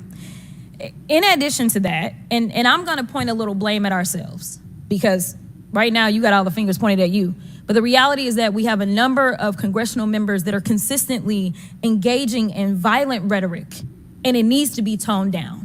The reality is that people are listening and they're paying attention, but unfortunately, another thing that is happening because we're not getting answers from you today is the conspiracy theories. They have already began. Have you heard of any of the conspiracies? Yes. Okay. The problem with these conspiracies is that when people believe that, say, the president of the United States ordered a hit, or they believe it was an inside job, or whatever conspiracies they believe because they don't have any facts in front of them, that potentially incites the next level of violence at the next event in retaliation for this. So we are only begging for your job as it relates to being the director, as well as the men and women that you are protecting as their director, that you keep them safe by making sure that the American people have the information that they need so that they can feel as if Secret Service is on the side of the American people. And ma'am, I don't doubt the Secret Service is on the side of the American people. But right now, so long as these conspiracy theories continue to fester, it is going to make your job that much harder. Thank you so much, and I yield. I told y'all, man, it got real. It got real. They got on her helmet top. I'm going to give y'all a couple more examples. I want to show y'all a couple of these women. The women got on her head. Oh my God, they got on her head. The women got on her head. Let me show you this woman. I believe she is from New Mexico. No, this ain't the woman from New Mexico. But this is a woman. And boy, she got on her helmet top. She got on her helmet top. Watch this. She get on her helmet. She goes stupid on her. Mr. Chairman, I'm going to continue down that vein. You have been here sitting today, Director Cheatle, definitively able to dismiss erroneous information and speculation. However, you are refusing to answer questions that we now know that you have the information for. You are saying that you are wanting to answer questions that the Secret Service has information to. Well, ma'am, you are the Secret Service. You are the director. You have said that you are the best for the job. So I'm going to ask you some questions now knowing that you do have answers from the FBI, whom you have been passing the buck to this entire day. And I'll start with something that maybe the FBI doesn't know because it has to do with you personally. You said you spoke with President Trump after the assassination attempt. And I want to know, did you apologize to him directly for nearly having President Trump killed? Yes, I did. I appreciate that. I appreciate that you recognize that this was your failure. Now, since the assassination attempt, you are under oath, reminding you. Have you communicated with anyone at the White House on an encrypted messaging app like Signal? Yes or no? No, I have not. Are you willing to surrender your personal phone for analysis? If I am required to do so. Okay. I will look into making that request because I would like to see your personal phone to see if you're communicating over encrypted messaging apps. Have you ever turned down enhanced security requests from Donald Trump's detail, his special agent in charge, Sean Curran? Have you ever turned that down? No, I have not. Have there been, has your team, has the Secret Service? Maybe not you personally. I believe, as I mentioned earlier, there are times when requests are made for and you assets, have denied them. They have been denied. And a denial doesn't Has the Trump necessarily campaign made requests for additional assets that have been denied? Denial doesn't mean vulnerability. Have there been additional requests for enhanced security at Mar-a-Lago? We have made a number of enhancements to. You confirmed that there were bomb-sniffing dogs that were provided. You failed to confirm if there were aerial security surveillance assets that were provided. So yes or no, was that provided? At the rally? At the rally, yes, ma'am. We had Overwatch provided at the rally. You've confirmed that the assassin was identified as suspicious 57 minutes prior to the shooting. Was the suspicious individual ever approached by an agent? Was any contact ever made with him? Not to my knowledge. Is that the standard protocol for someone who is identified as suspicious? The protocol would be to locate the individual and. And you said that he was located 2 to 5 times approximately? No, I said that the information was passed potentially somewhere between 2 to 5 And he was times. never located by an agent? To my knowledge, that individual was not located by an agent. We have dozens of rally goers who have identified him and not one agent on the ground. There are many, many, many agents on the ground, local law enforcement, Secret Service. No one was able to identify him and have sights on and see him. What I'm saying is that the agents that were on the ground at the time I have no knowledge that they were able to interview him or locate him. Thank you. Was there a local law enforcement officer who approached the roof and saw the shooter and saw that he was present on the roof?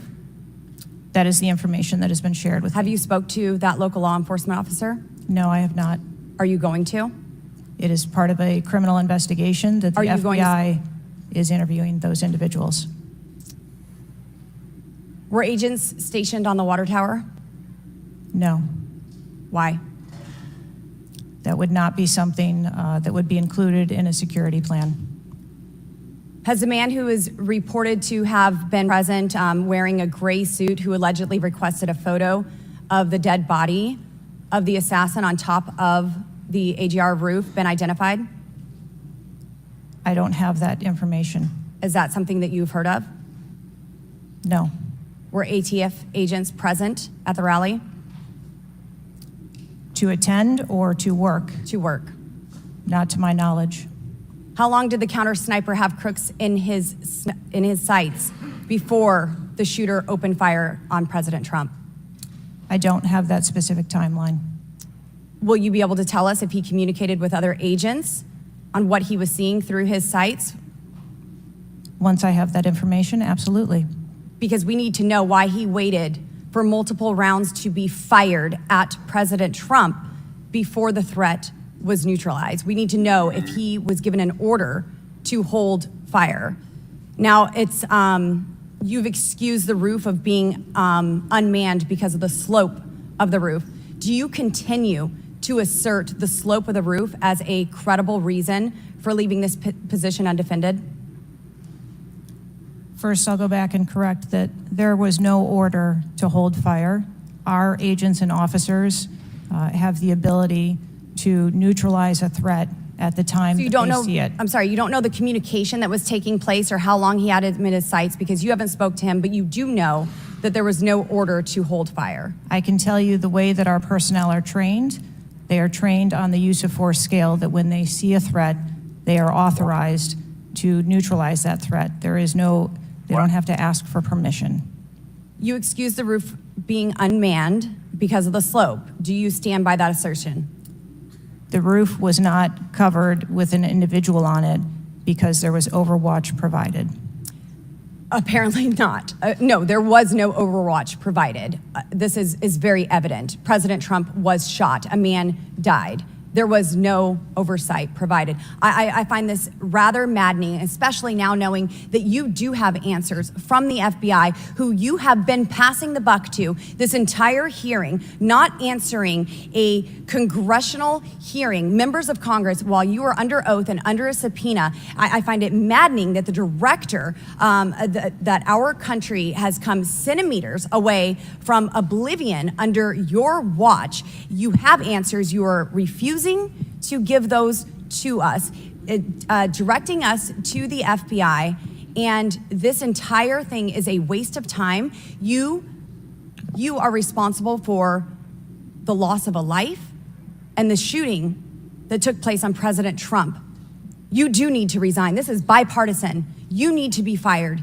You do not need to hold this position. You are not the best for this job. I am over my time, but I cannot tolerate your watch any longer, and I'm going to continue to call daily for you to be removed from your position, ma'am. Told y'all, man, they ain't playing with that lady. They not playing. You heard her? She said she gonna call a day. Every day for her position until she gone. Until she gone. They sick of her. They is sick of her. They sick of her. It was just so many different senators that spoke out. Now, she was the first one to get her to actually admit that she has some information, some intel given from the FBI. She was the only one to shake some actual information. And then when she started shaking the information, other people, other senators and other people of Congress were able to squeeze a little bit more information. Now watch this. Watch this. Oh man, they squoze it out of her. So she starts off. So the whole time, just keep in mind, the whole time we probably about 3 hours into the interview. 3 minutes, 3 hours into the trial. Several different members of Congress have already had their 5 minutes with her. That woman right there was the first one that actually got an answer out of her. And this person, he took that pass. Oh my God. Watch this. He takes this alley-oop and he goes to the house. He dunks this shit. He goes up and gets it. When she threw him that alley-oop, oh, he goes up and gets it. Dr. Cheatle, I just want to kind of get an idea of what you can answer, because outside of what the FBI is responsible for, you have full responsibility for the Department of Secret Service. So the question is, what is the mission? Who defines the mission? Our mission of the Secret Service is to protect the president, the vice president, their immediate families, presidential candidates, the former presidents, and those by executive order. And we also have an investigative mission. And those are well defined? Yes, everyone within the agency understands the mission? Yes, they do. What about protocols and standards? Who defines the protocols and standards? We have a number of protocols and policies in place for the various missions that we have. So would it be safe to say that you failed the mission, the ultimate mission? I have stated repeatedly here today that there was a failure. What about specific failures within protocols and guidelines within the agency? Again, I am certain that the investigation that is being conducted internally as well as the external investigation. You said earlier in the hearing that there was either a communication, there was errors in communication or in operations. Could it be both? In both errors in operational decisions and errors in communications? I think the investigation potentially could identify both. So I want to talk about communications. Representative Boebert asked earlier about using encrypted apps, that you said you've not used, I guess, Signal. Have you used any encrypted app to communicate from your personal device? I do, on occasion, use encrypted apps to communicate. So you use some form of an encrypted app to communicate with people within the federal government? With local law enforcement? Whom are you communicating using the encrypted apps? Hold up. Didn't this bitch just say that she didn't have no encrypted app? Then I tell y'all she about to throw the other one through the alley-oop to this one. He finna get on the fat piece of her ass. She just told that other one, I don't got no encrypted app. Now she just admits to him, I have an encrypted app. Let's go back. Let's go back a couple seconds. Go back about, let's go back about 17 seconds. Use encrypted apps to communicate. Have you used any encrypted app to communicate from your personal device? I do, on occasion, use encrypted apps to communicate. So you use some form of an encrypted app to communicate with people within the federal government, with local law enforcement? Whom are you communicating using the encrypted apps? Many times it's with colleagues and associates. So you're communicating with colleagues on a personal device? There are times that the Secret Service, when we work internationally with some of our partners, that they don't have the same texting capability. And you're not able to do that with your government issued device. Recently, we have been able to install some of those apps on government devices. Okay. Let's talk about some of the things that we can get access to. I'm actually shocked that you are using your personal device and encrypted communication tools. I think that might be the most shocking thing that I've heard today. I didn't expect for you to say that. We have requested, this committee has requested multiple documents. And this is not, under the purview of the FBI, this is under your purview. We requested a complete list of all law enforcement personnel, including Secret Service, Department of Homeland Security, local law enforcement with the roles in protecting the president. And we requested that to be, for us to receive that by July 18th. Did you provide that? I believe that our agency is in the process of collecting all documents. So you did not, you have not provided it. How long does it take to determine who the personnel were that were on site? We are collecting a comprehensive list of all the documents that have been requested.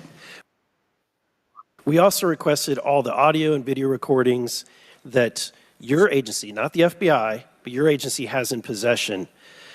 This bitch think it's a game. At this point, she still think it's a game. Do y'all see how serious this nigga is? Everybody who done talked to her, do you understand? They want blood. They mad. Every person that's talking to her is mad as hell. Liar, liar, pants on fire. Man, she lying.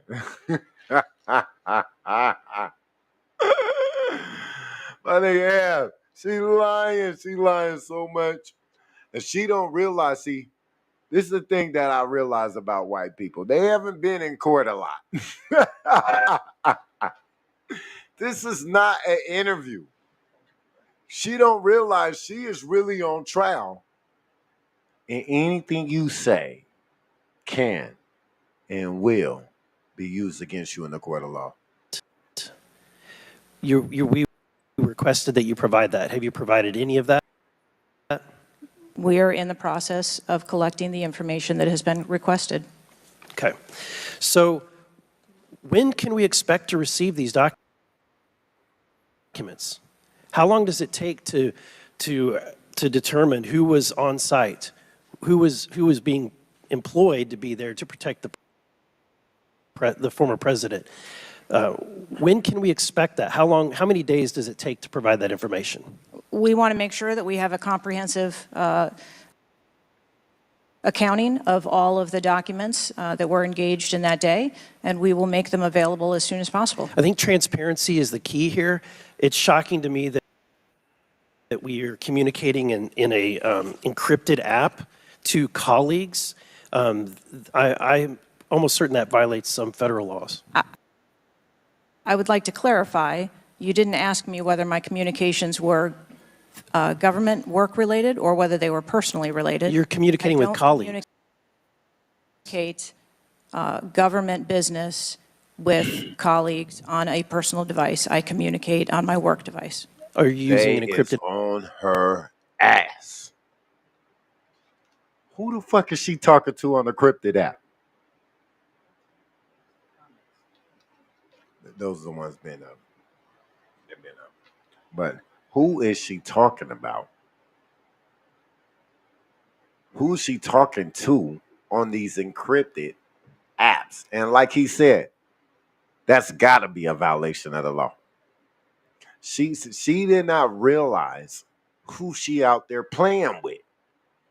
She thinks she's so in her own air that she don't realize that you're in the center of the power. And they are looking down upon you right now. And they will strike thee down, nigga. They ready to strike you down. They ready to strike her ass down. She didn't realize the amount of danger that she was actually in. She had no idea the amount of danger she was actually in. The amount of accountability. My nigga said, who you talking to since you admitted it? Right.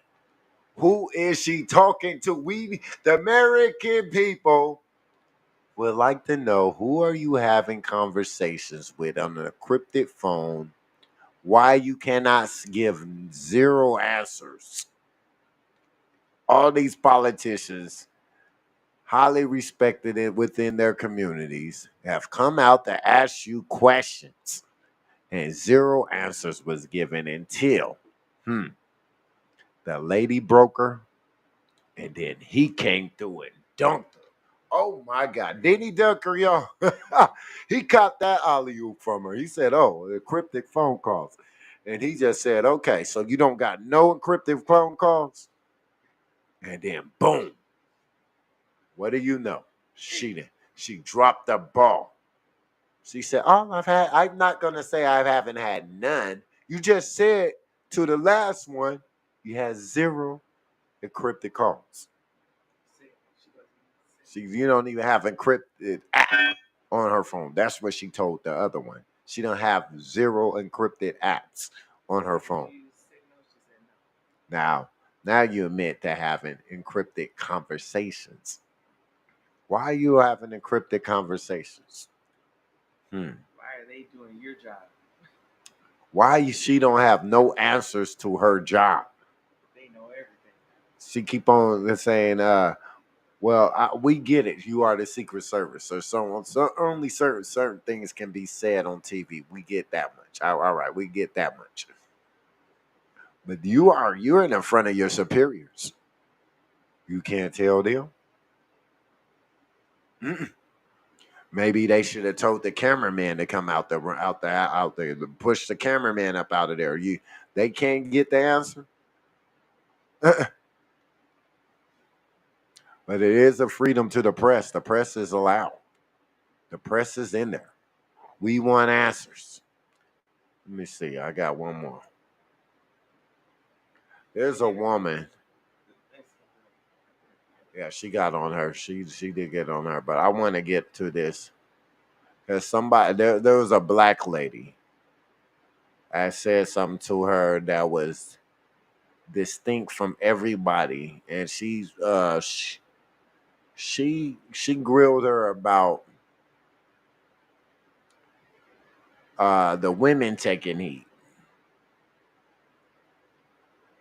She grilled her about the women taking heat and how they created this diverse security, and how women have been in service for a long time. And for her, she said she believes that the Republicans was running with the story that women and minority people of color was the reason why this got fucked up.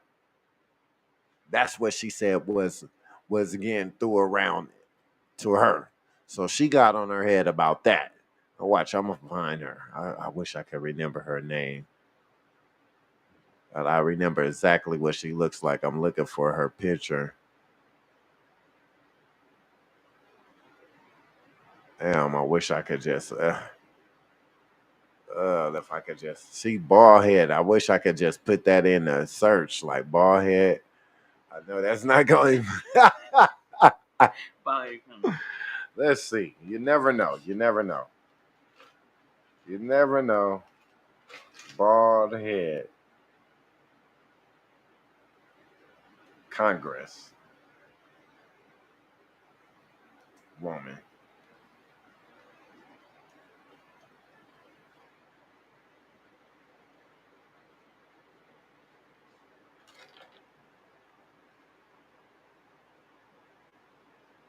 No, they definitely didn't pull her up off a bald head. She should have went to the top. Oh my God, I wish I remember this woman's name. Because I was watching it live. It was very interesting. Let me see. What is her name? All right, let me see. I would go black congressman, black No hair. Congress woman, Secret Service.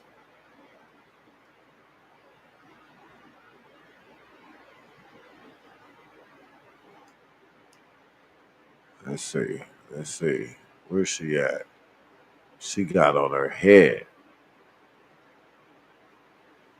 5 hours of this shit. They tripping. They about to make me just go straight to the whole thing and dig her up. Don't make me dig it up. I'm gonna have to dig it up because they not putting her at the head. Somebody did not make they didn't make a reel for her. They didn't want to highlight this, but I remember as I watched down there this whole debacle. It's a debacle, y'all. It's an inside job, and she's doing what people do when they move in silence. Is she not following the code? Is she not moving in silence? We have a lot of I had them familiar to this recipe of winning. I can't knock her for having a recipe of winning, but nevertheless, she look guilty.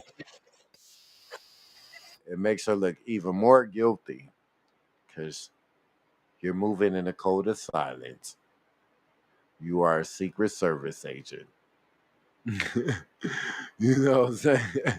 You're a Secret Service agent. They're upset because you're not giving them zero answers.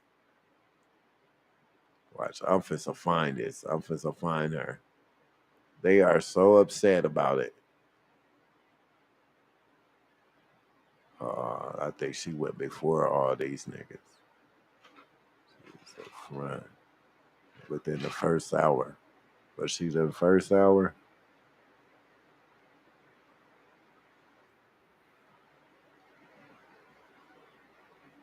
Find it. I'm gonna find it, y'all. Hold on. I'm searching for it right now. It's 5 hours of content. It's ridiculous. You go online, it's 5 hours. I watched this shit, so I just gotta find the hour, the time point. So when I get in here, I can pull it straight to it. We sick of these niggas, man. We sick of the lies. We sick of the flies. Flies and shit. We sick of you. Flies attracted to shit.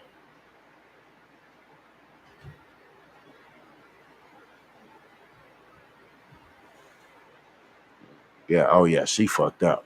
She definitely fucked up, bro. She definitely, she fucked up bad. She fucked up.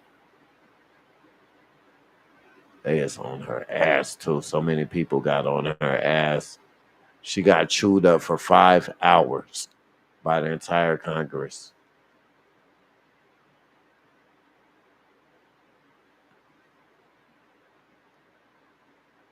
Where is she at? I'm looking for her.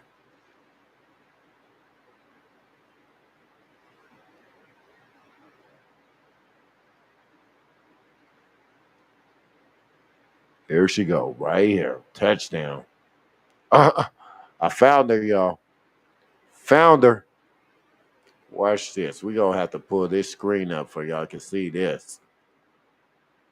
Found her motherfucking ass. What time is this? 4:16. 4 hours and 16 minutes. We had a epiphany. We had something come in here. And she brings up a whole nother perspective of this for women.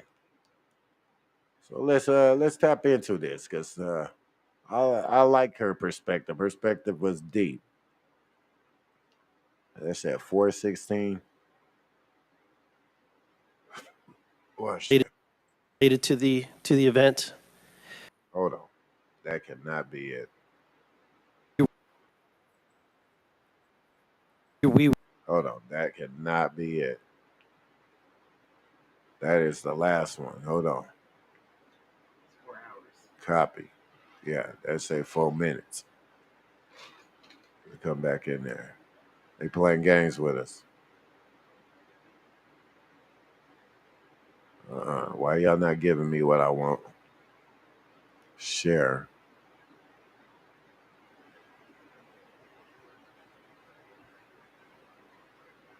We're playing with the Lokes, man. We are in the process of collecting the information. Oh, okay. Don't trip. They want to play games right now with the internet and shit. Don't trip. We have different ways of communication. They out here playing games with us, but they don't know. I figured it all out, y'all. We are sick of them. Watch this. We're going to get straight to it. I'm going to put this on the screen now.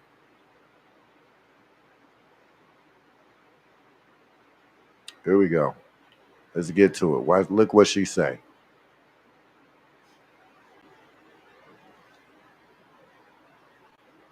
Hold up. That is an unacceptable timeline, and it makes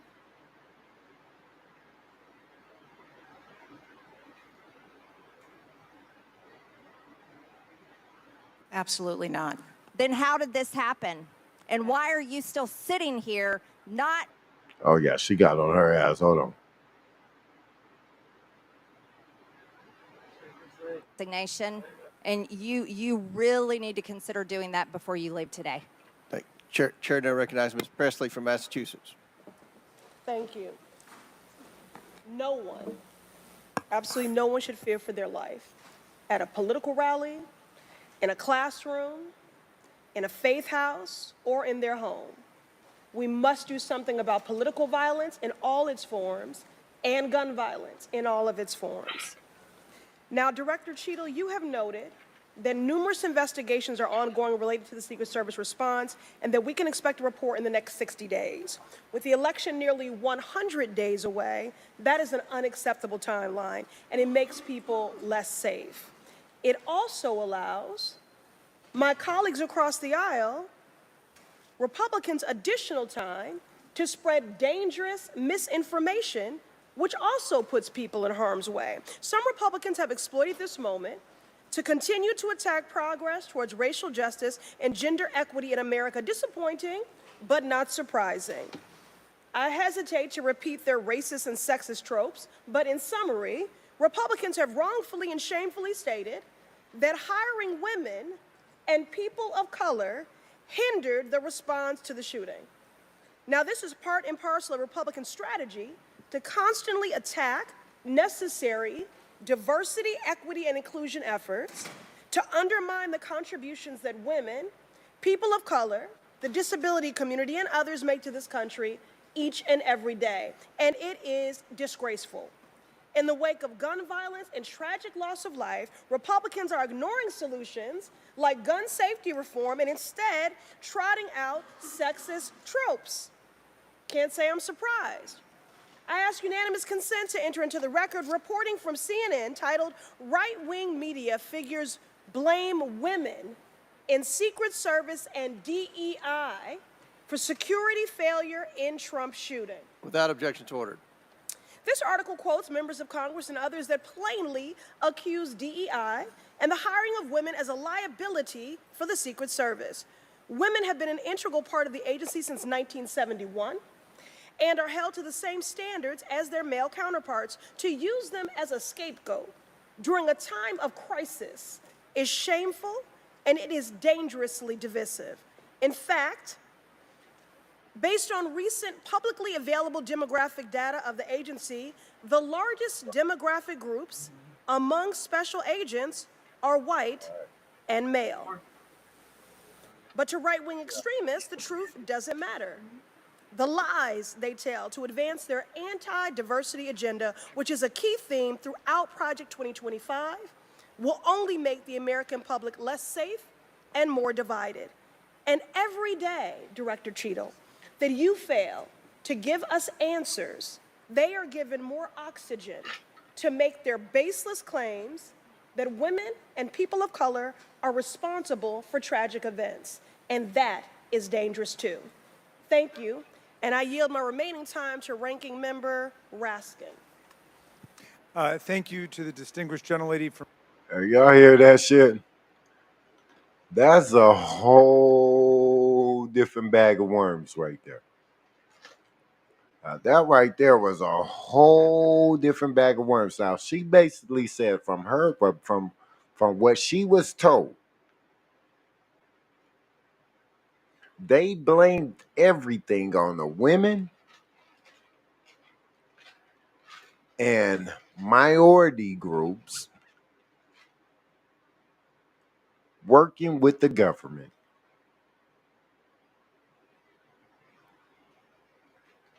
Crazy. Somebody had to take the blame. Why didn't they point the finger immediately at the director? Why did the black people and the women have to take the blame? That's crazy.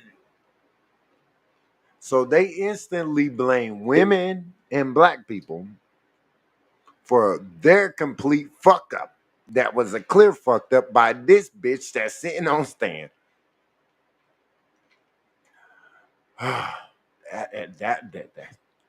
That is crazy after all the knowledge that we already know from the internet. How could they even think that has something to do with us?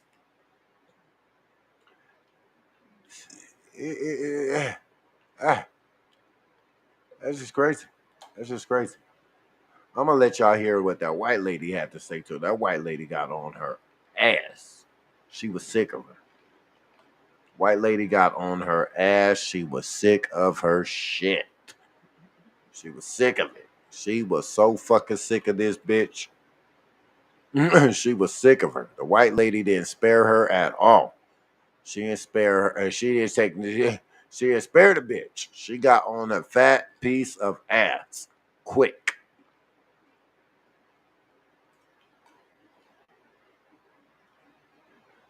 How long has she been the agent in charge, and what is her Secret Service background? So I'm not going to provide a name. Why not?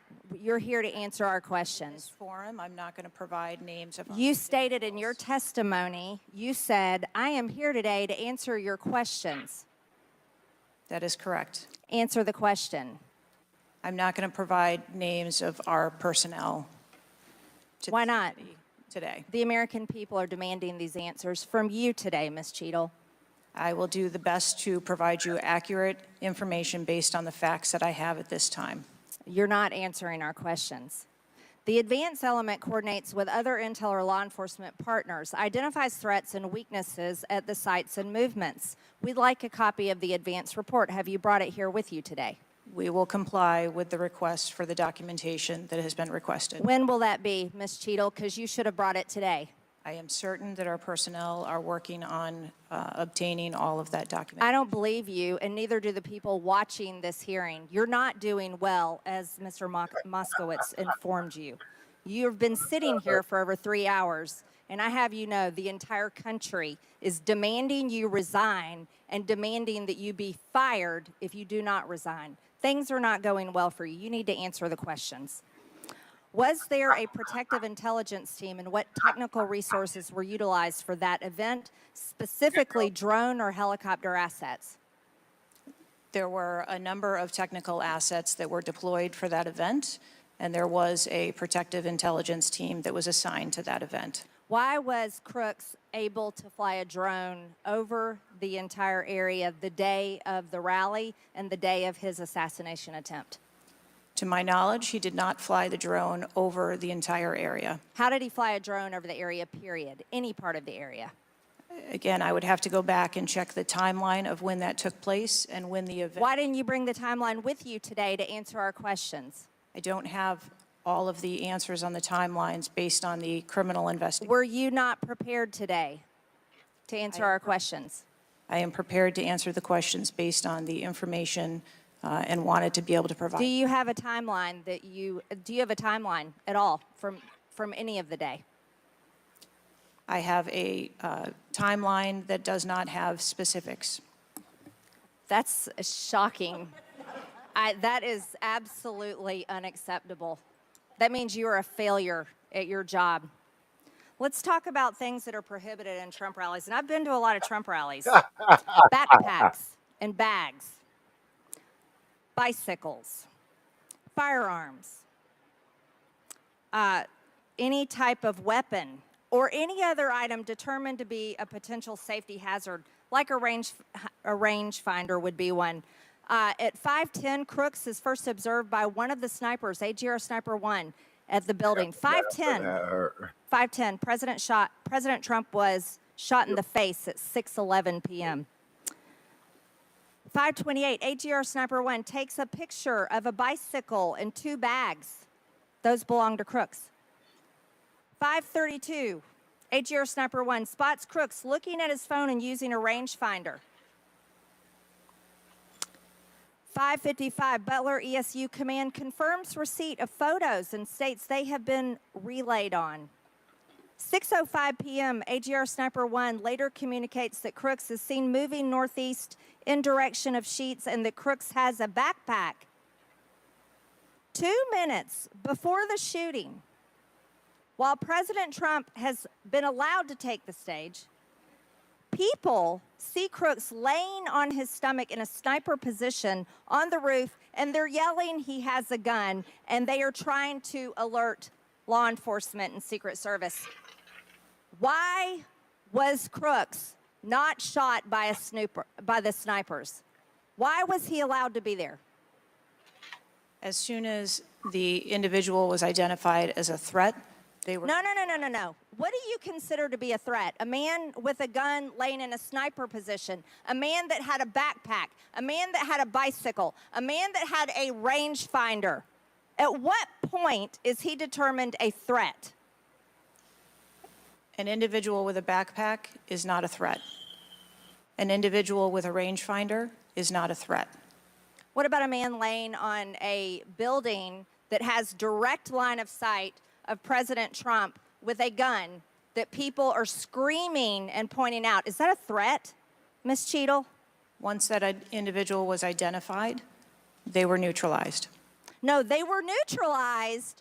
Crooks was neutralized after he shot President Trump in the face, Ms. Cheatle. Is he only a threat once he fires the weapon? As soon as the counter sniper identified that individual, they were able to neutralize them. How were people in the crowd? Okay, then let's just take it this way. People under your command did not consider him to be a threat, yet people in the crowd knew he had a gun and considered him to be a threat. That means that you are a complete failure as the director of the Secret Service, that people under your command don't perceive a man laying on a roof with direct line to the president with a gun. They don't perceive that to be a threat, yet the people in the crowd do. How is that possible? That's the last question, but please answer the question, Ms. Director. I'm not certain at this time how the information from the people in the crowd was relayed to any law enforcement personnel. No, you knew, that everyone knew. The people there knew that there was a danger. They knew there was a threat to President Trump, and it was allowed to happen. Was there a stand-down order, Ms. Cheatle? Was there a conspiracy to kill President Trump? Absolutely not. Then how did this happen? And why are you still sitting here not turning in your letter of resignation? Last question, but please answer, and then I'll recognize Ms. Presley. Please answer the question. That is what we are investigating to determine. We're waiting for your letter. That's the question. We're waiting for your letter of resignation, and you really need to consider doing that before you leave today. Thank you. Chair now recognizes Ms. Presley from Massachusetts. Nigga, didn't I tell y'all she got on her ass, nigga? She got on her motherfucking fat piece of her ass. My nigga said, bitch, answer the question. Answer the motherfucking question. We sick of you. Press the button. We sick of these niggas. Sick of these niggas. We get tired. We tired. Answer the question. Answer the question. 5 hours, bitch, dodged this shit. How she dodged questions for 5 hours? 5 hours. She cold. She Secret Service. She ain't as stupid as people think she is. She didn't give them nothing. She did give them the encrypted calls though. They can't subpoena that phone. We know they phone. They can subpoena that phone. They can put a search warrant out on the phone. We know this. Today she decided to resign. She was asked to resign yesterday. She said she would not resign. Every member of Congress asked her to resign, and she told them she will not. She got home. She watched this damn tape. And she knew it was real. She know they coming for her motherfucking ass. And it's time to get the fuck out of Dodge. Huh? It's time to get up out of there. You better quit playing. You better quit playing with them people. They're not playing games. It's not a game. You're in a circle with the elites.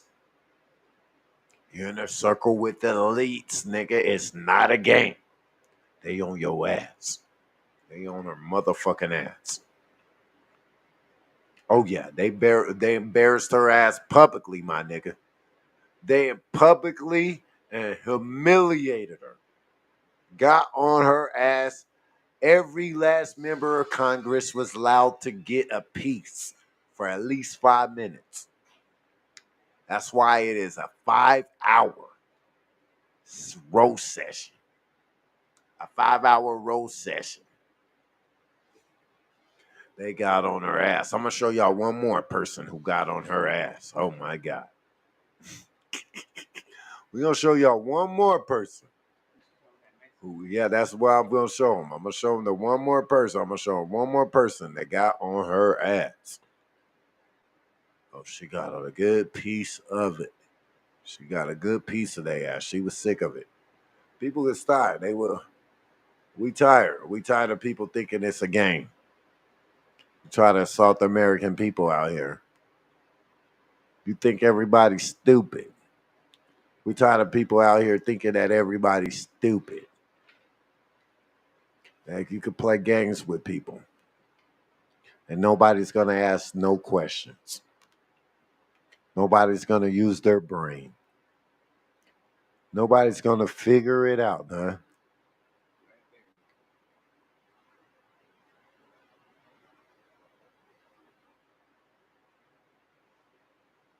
We are the people. We the motherfucking people, not them. We the people. And for you to be out here trying to assault the intelligence of the people, we coming for you. The people coming for your head. Mr. Chairman. Director Cheatle, respectfully, what you had just laid out about 60 days. We are currently in the midst of an especially concentrated presidential campaign in the moment. That is also paired with, of course, elections happening across the country that are happening in about 100 days. So the notion of a report coming out in 60 days when the threat environment is so high in the United States, irrespective of party, is not acceptable. And I think it's very important to understand that. This is not theater. This is not about jockeying. This is about the safety of some of the most highly targeted and valued targets internationally and domestically in the United States of America. So the idea that a report will be finalized in 60 days, let alone prior to any actionable decisions that would be made, is simply not acceptable. It has been 10 days since an assassination attempt on a former president of the United States, regardless of party. There need to be answers. Again, this committee, this is not a moment of theater. We have to make policy decisions, and we have to make them now. We do. And that may be and that may require legislation. That may require policy that we must pass in the immediate term. And without that, we are flying blind. So the lack of answers and the lack of report is just simply not something that we can accept here. Director Cheatle, is there a standard perimeter that the Secret Service establishes around an event, or are those perimeters independently determined per event and scenario? There is no standard. Every event and every venue is different and treated as such. So each event has a different perimeter that is established depending on the logistics of that event. Now, you established earlier that the building upon which the shooter operated from was outside of that established perimeter, correct, for the Butler, Pennsylvania event? It was outside of our secure perimeter, yes. Now, that building was, I believe, 500. How far away was that building from the president? It was approximately 200 yards. 200 yards. Now, the individual used an AR-15 in order to act out his assassination attempt. An AR-15 has a range of about 400 to 600 yards. My question is, why does the Secret Service perimeter, why is the Secret Service protective perimeter shorter than one of the most popular semi-automatic weapons in the United States? There are a number of weapons out there with a number of ranges. Again, an advance was completed. The determination of the perimeter, I'm not going to speak to specifics, but there are a number of factors that are taken into account when we determine our perimeter. Some of it has to do with terrain, some of it has to do with buildings, some of it has to do with assets and resources that are available. And so what I'm hearing is that a perimeter was not established outdoors in an outdoor venue that would prevent an AR-15, which is one of the most common weapons used in mass shootings, from being able to be within the range of Secret Service protection. A perimeter was established, and even though there were buildings that were outside of that perimeter, it wasn't just that building, there were a number of buildings in the area, and there was overwatch that was created to help mitigate some of those buildings. Respectfully, Dr. Cheatle, as well, as a person who has experienced an enormous amount of threat incidents, including incidents that have never been reported publicly, there is a common pattern that happens here, whether it's Secret Service, FBI, Capitol Police, local departments. After a critical security failure, we often hear there will be an independent investigation. That independent investigation gets set up. Usually the expectation is between 2 to 3 months after the incident, and then nothing really occurs from there.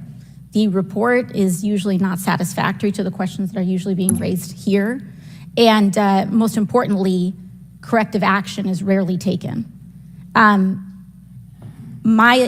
If I were to state anything that I think is profoundly important, is that we need to have answers to the public. Ideally, I would encourage you and the agency to be more forthright with the members that still have yet to have their questioning, because the public deserves to have full confidence, and the stakes are too high.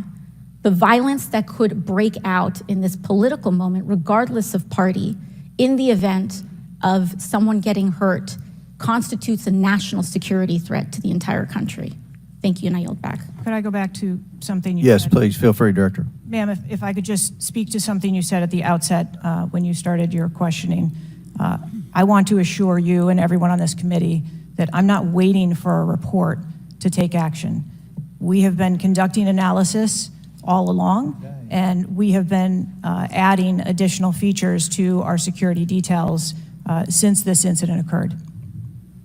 And I'd hope you can highlight and illuminate what some of those are in the event of other members questioning as well.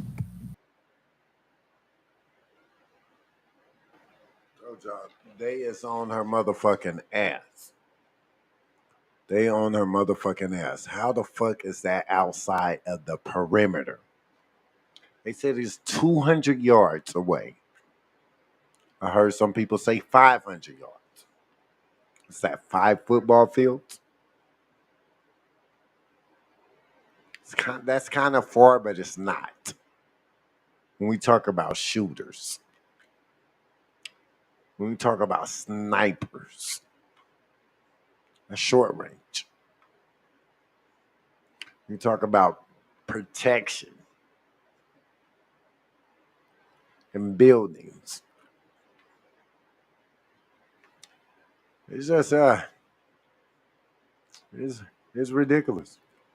It's ridiculous the amount,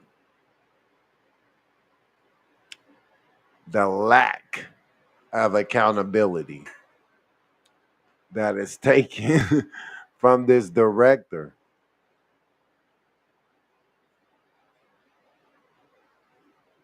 It says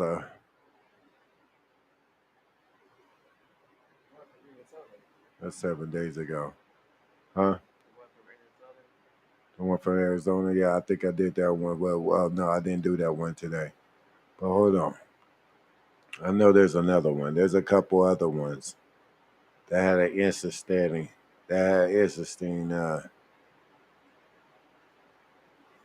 PA police official. They talked to the one of the police. Yeah, let's get that. They talked to the one of the police officials. As you know, the police was taking the heat too. So they threw him in the swamp. They threw him in the water with him. You know how they do. They start pointing fingers at everybody fits to get it. So this is what happened. They threw that nigga in there and they threw him in the swamp water with him. Watch. Let's see. Let's see what happens. Let's see how he responds to the questioning that she had to respond to.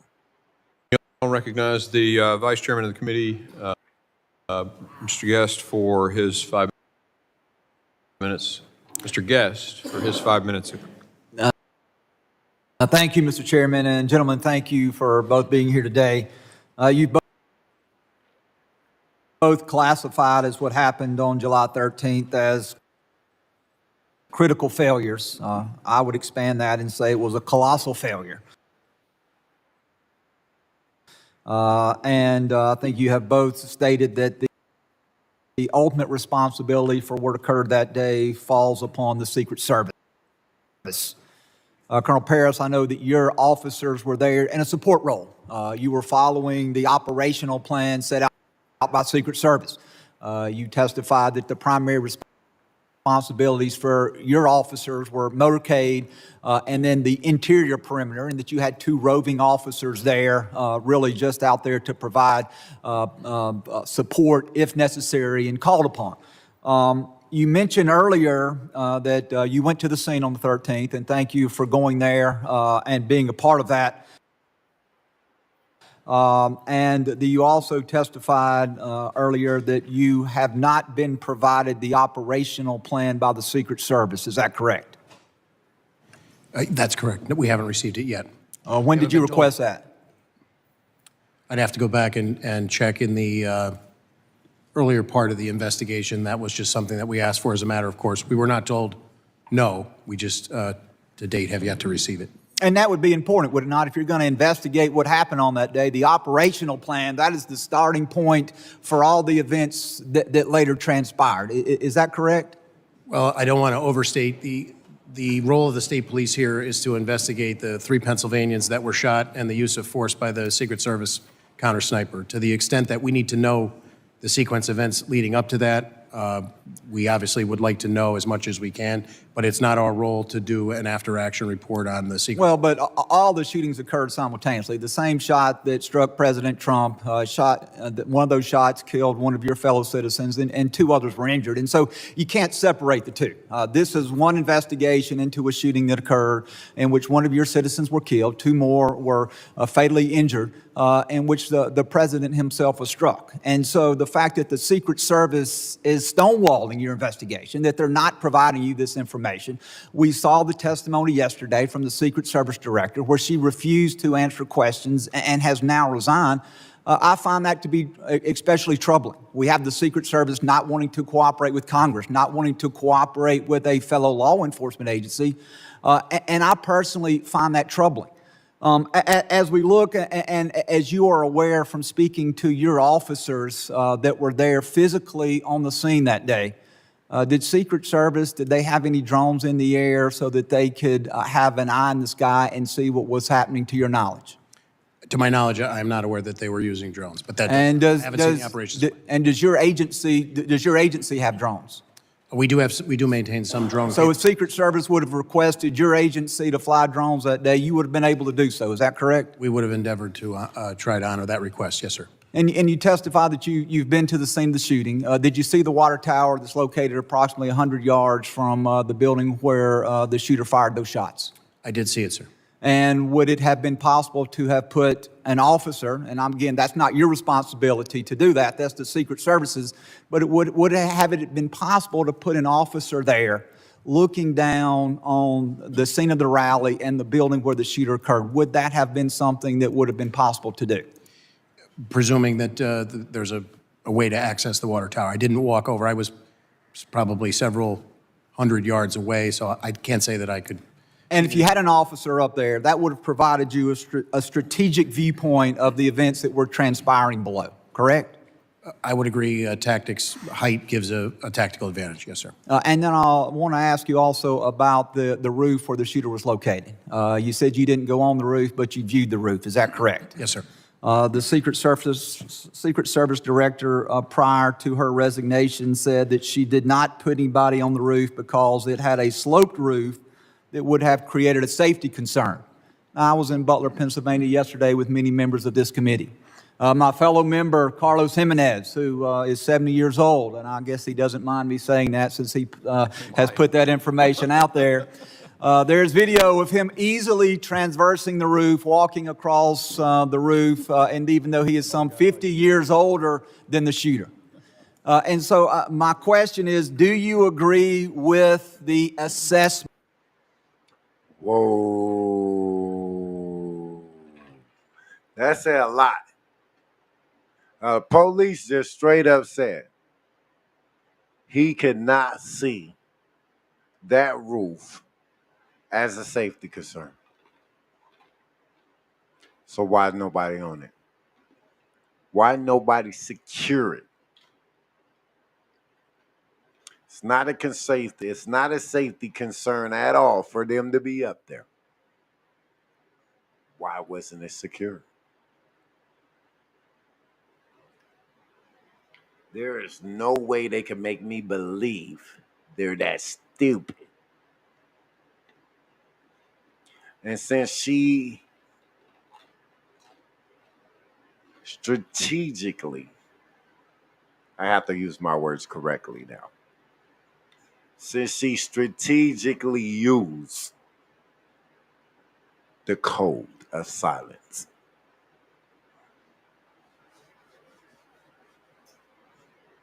we have reason to believe she's not being honest at all. It's the inside job. Now, right after this hearing, which was yesterday, it wasn't yesterday. Actually, it's 2 days ago now. Because now we're at Thursday. So let's say this happened Tuesday. Matter of fact, it happened Monday. This is Wednesday. We're at Wednesday. So this happened Monday. She resigns on Tuesday. Today is Wednesday.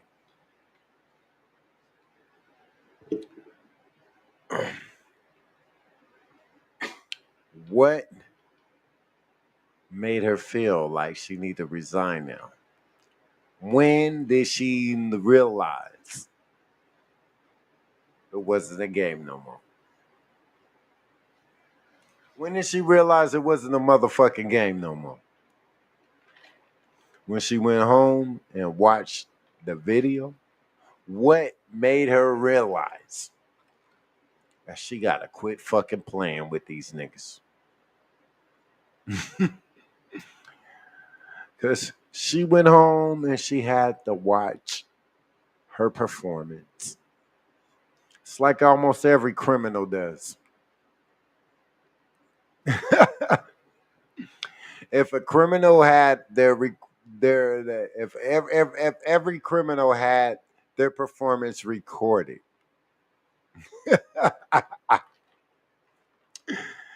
they would do their own evaluation on how they did. She did her evaluation. She realized she did not do well. Once the lady read her info at the 4-minute mark, she understood that her backing had three under the butt, threw her backing had just threw her under the bus. They realized she realized her backing threw her ass under the bus. It wasn't me. It was them. It wasn't me. It was her. They started pointing the fingers. Huh? She didn't realize her job was really on the line. I don't know why. Psychologically, she did not realize her job was not on the line. Somebody told her. Somebody had to tell her that her job was secure and it wasn't nowhere near as serious. Sick of these niggas. Somebody had to. Somebody had to tell her that this is not serious. For her to take this lightly. This situation right here was taken lightly. And I don't understand. I don't think she understood the magnitude of the things that were happening around her until she went home and got an additional look from the outside.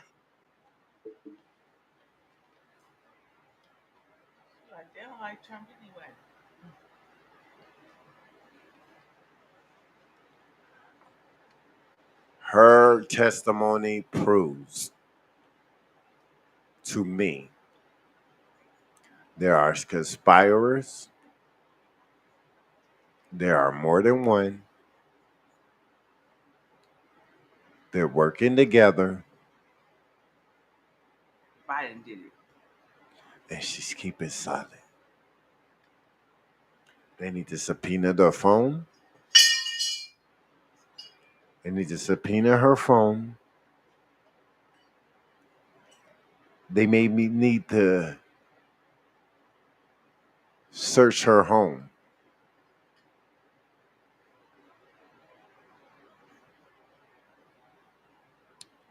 Because she's the type of person you have to shake the answers out.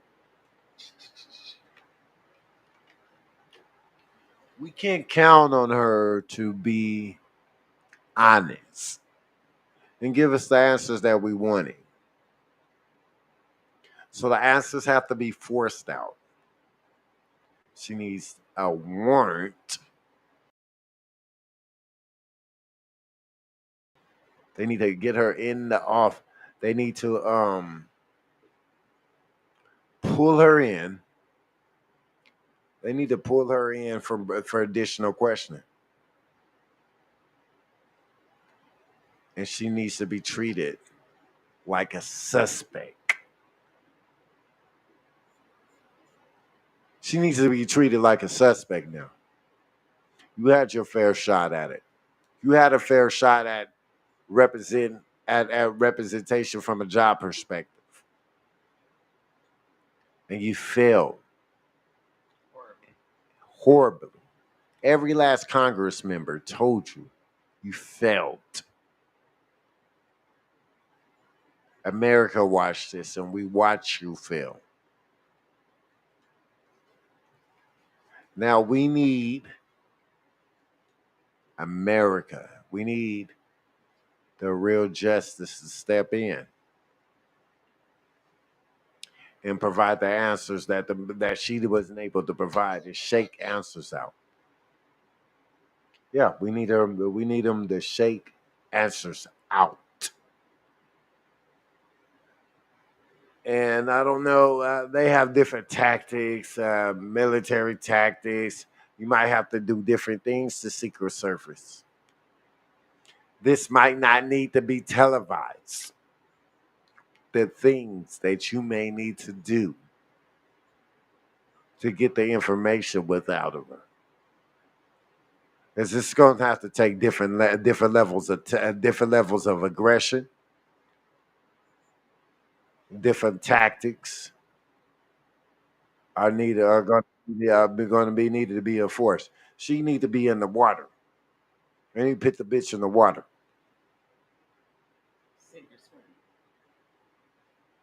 Yeah. They need to put the bitch in the water. She needs a water treatment. We gotta force water. We gotta force answers out the bitch. A whole president was almost assassinated. We can't even play with her. We gotta treat her like a Russian spy. We gotta treat her like a spy. Straight up. We need answers. Water treatment, torture treatment, nigga. We gotta get answers. This is a form of treason. We got levels of treason now. We have levels of treasons, and we have to have different measures of digging answers out. Water treatment, I don't care. I don't care. I don't care. She's a woman. I don't give a fuck. They're done worse than the black people. The black men. I don't care if she's a woman. I don't give a fuck if she's a woman.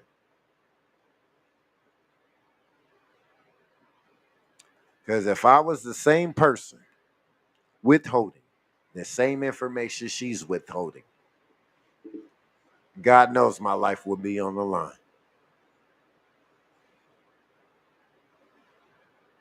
Water tactics, that's small compared to life being took out of body. Or we need the force answers out of a treasonous traitor within the system, protected by the Secret Service, protected by her job. I expect military to get involved, because we're dealing with a special type of person. It's not a regular citizen. It's not a regular intel. So we expect higher levels of interrogation.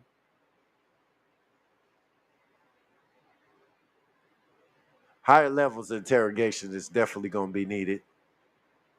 She needs to be snatched out of her home. Yes, she does. Yes, she does. She needs to be snatched out of her home. And higher levels of interrogation need to be used on them.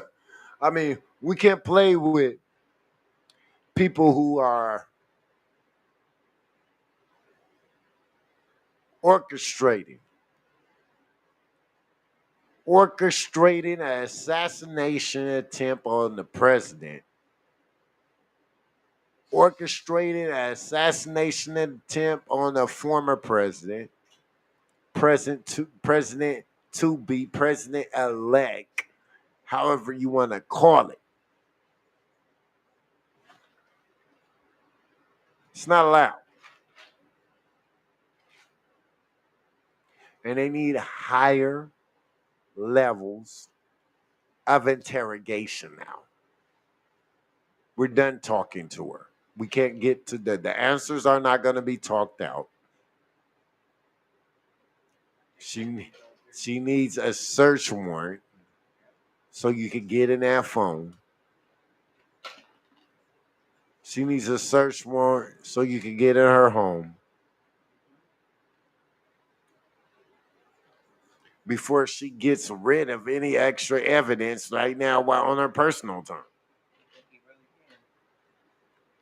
Because we're dealing with intelligent level of military. So she's not stupid. She understands what can prosecute her. And if she has time, if she has time to get rid of evidence, we don't serve our purpose. I need her to be treated just like anybody else. Like if I did it, I need her to be treated as if I did it.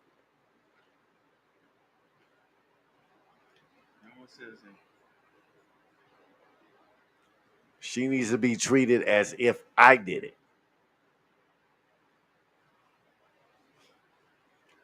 Look at them. They try to do this every time.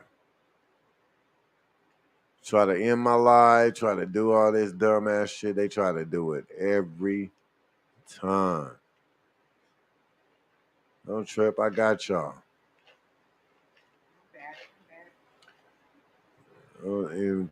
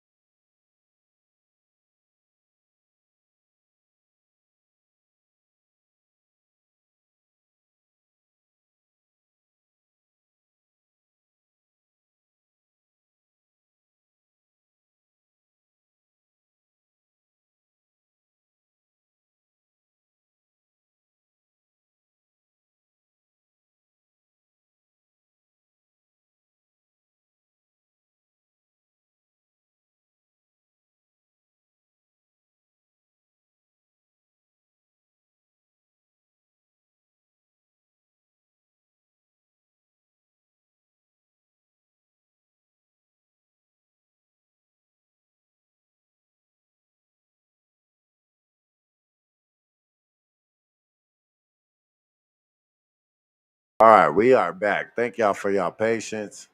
You know what I'm saying? Lord Jesus. Man, they be trying to stop the low, man. They be trying to stop the low, man. We out here serving out the game. We just serving out facts, man. It's information that's out there. You know what I'm saying? I don't know why they trying to stop the low, but man, we 3 hours in, pure facts, no gimmicks, all real. And it's appalling. It's appalling. It's appalling the amount, just the amount of failure that was out there. The lack of accountability from the Secret Service, the lack of accountability for protecting Donald Trump. And I don't care if you don't like him or not. If that man would have got hit, killed, if that man would have died, if that man would have died, that would have pushed the Civil War off. That would have created a problem so big. I don't even know if I know for a fact that about 80% of the niggas that be on there talking shit is not ready for that type of issue. We know you niggas ain't built like that. We know. We know you let us down in different places. And Lord God knows. You let us down again out here with the gun in here.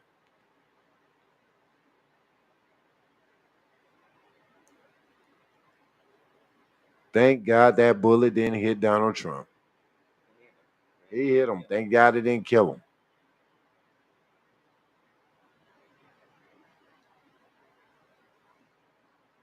And the first thing they blamed was women and minorities. Ain't that about a bitch?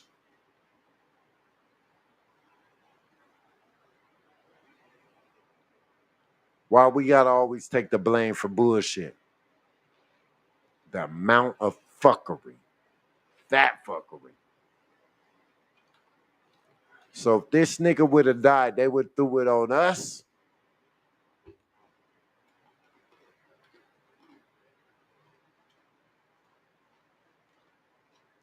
That's why you can't trust none of them.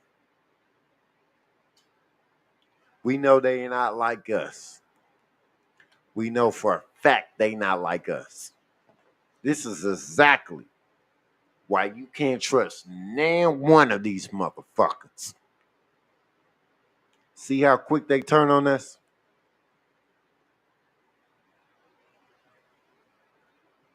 See how quick they will turn on us. And throw us out there to the wolves.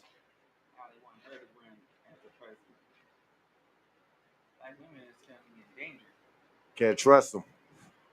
None of them ain't. Neither party is to be trusted. And that us as black voters, we need to figure out whose politics is in line with black politics. We're not talking about Democratic politics. We're not talking about Republican politics. We talking about straight up black politics. Those are the candidates we need to be elected. Everybody that's in line with black politics and the black agenda. And that's who's going to get voted for. And we don't care if you're a Republican or Democrat. If your black agenda fits good for our people, you got a new friend on your side.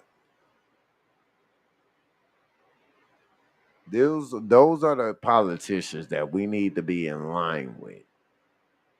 Those who want to sit at the table with our people and really politic about the black politics within the black community. We tired of people talking about the black community, but not willing to sit at the table with the black community. When y'all motherfuckers get ready to sit at the table with the black community, that's gonna be the motherfucker that earned the vote from the black community. I already did that. I did that on my page.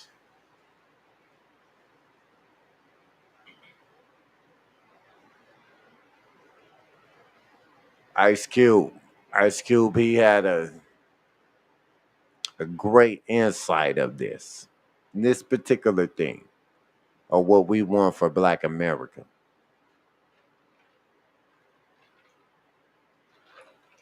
We not cuddling, we not cradling, we not holding on to damn one of these parties. We holding them all accountable.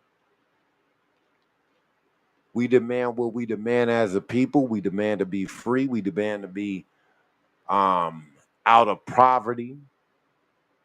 We demand to be striving economically. We strive to live in peace. We demand to live in peace. Like everybody else. Like everybody else. We don't want to be looked at as criminals, misfits. We want to be looked at as the builders of this city, the builders of this country, which our ancestors have put their backs in, blood, sweat, and tears into, which we have yet to receive payment and promise that is due from the American government.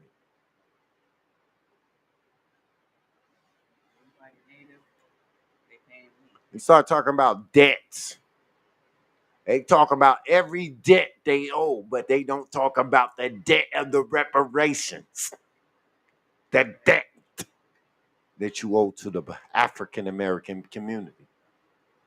The debt that you owe to the black community. The debt.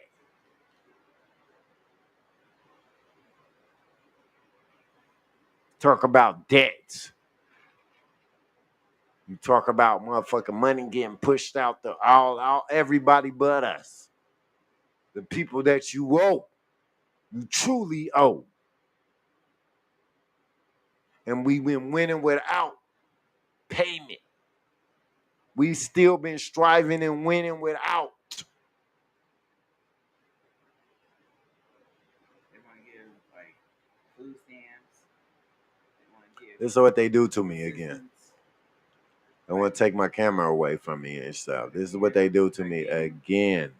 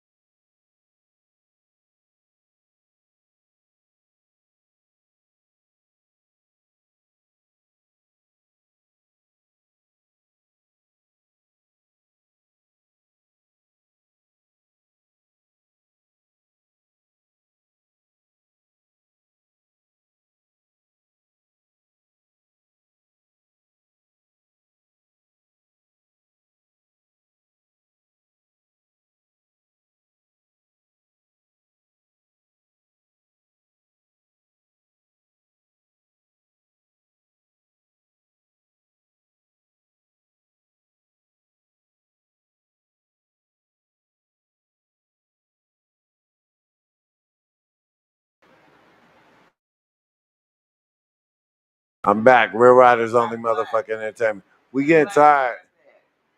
We getting tired of them trying to stop the low from speaking, man. So look, man. I'm gonna get up out of here. I said enough. We gonna push all the way through this election. I'm gonna keep on dropping the dimes and shit on what's going on out here and shit as far as what's going on politically out here. Keep you updated. Just know we can't trust none of them.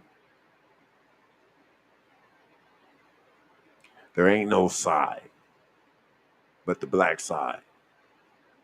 We choosing. We politic black. We don't politic off a party. Look how they did that instantly. Boy, when I said that shit stopped. I don't want to hear we politic black. We don't politic off no party, man. Thank y'all for tapping into the show. Much love. You know what I'm saying? And I'm out.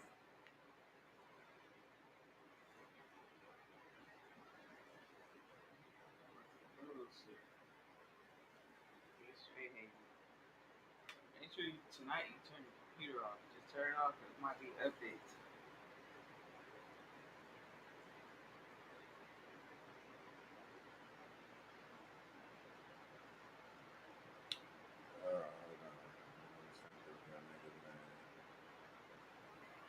Hey, not like this. This is man.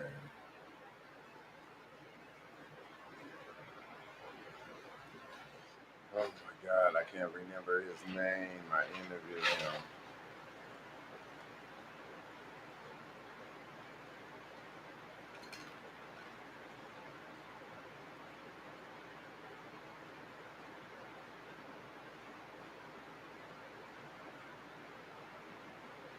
What is that nigga name? I play JVs. Oh, Divine Noise.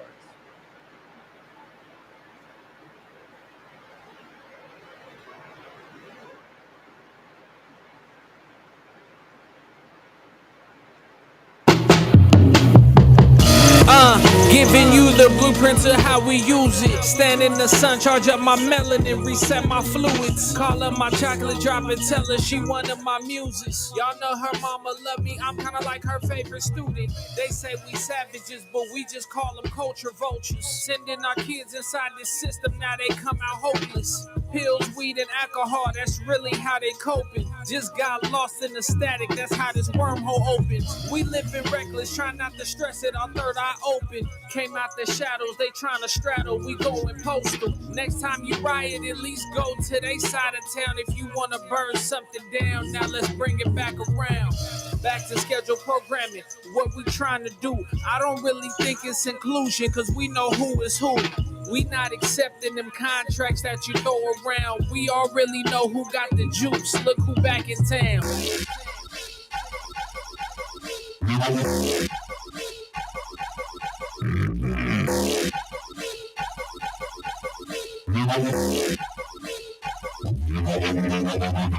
Next time you see your brother win, you just give him props. Don't tear a structure down, cause you ain't got what he got.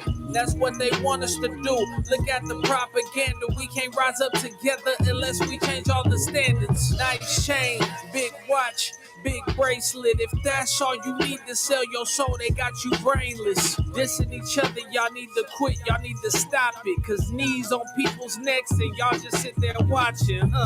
I'm just saying though, we have bigger fish to fry instead of worrying about who biting rhymes, who telling lies. Cause all the real lies told, you haven't made a move, still talking about reparations. I'm slightly confused. Either we want it or we don't, we must make up our minds. Cause every time they see us coming, they store dollar signs. And don't put it back in our hands and we just walking hoping. Talking about we about to do something, man, look who owned it.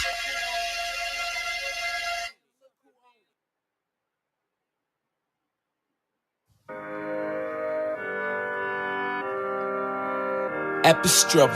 If you ain't perfect, yeah, I'm talking to you. Look in the mirror, yeah, talk to me too. Yeah, I'm keeping it true. We're not living with values and even more, so I ask for forgiveness. God bless this each tomorrow. We don't deserve how many people we hurt. Got sacrifices life because we worth it. Let's go to church and I see the country infatuated with evil. Yeah, we turned it into devilish people. That's all we teach to all my evils. We ain't falling no more. Now praise God, He got you off of the floor. And praise some more. Hallelujah. Thank you for blessing me and giving this trick because I know that you test me to bring out the best me, fulfilling my destiny. I know what you expect from me. That's why I'm down on my knees. Hey, I can't lie. I'm living a life of sin. I gotta ask for God's forgiveness. Hey.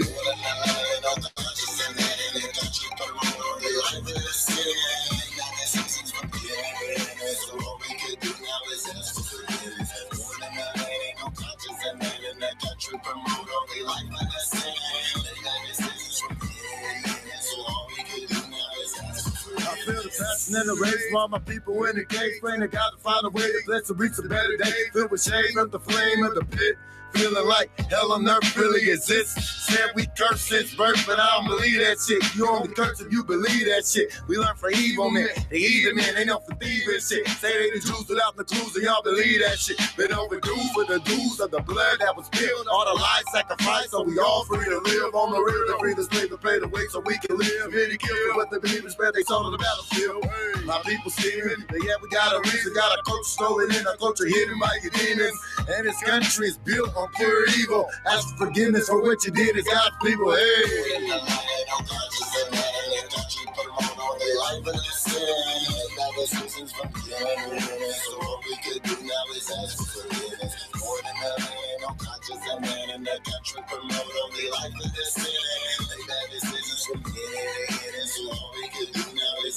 Lacking in knowledge, we've been easily persuaded. Sign all around us to make the people imitate. The home of the brave, gotta live in the afraid. Terrorists ready to ride and die in God's name. Television is blame, it's gonna get our people slain. Not getting entertained, it's destroying the people's brains. Planting a seed that make demons intervene. Leaving the souls feeling like we can't be redeemed. God chose man to lead. We living in fantasy, too crowded in vanity, destroying humanity.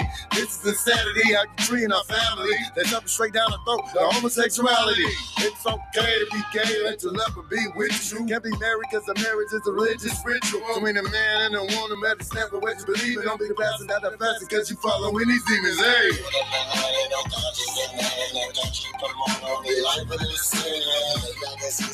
So what we could do now is ask for forgiveness. More than ever, ain't no conscience and pain in that country. Promote only life but the sin. They got decisions from here. So all we can do now is ask for forgiveness. That's for forgiveness. That's for forgiveness. That's for forgiveness.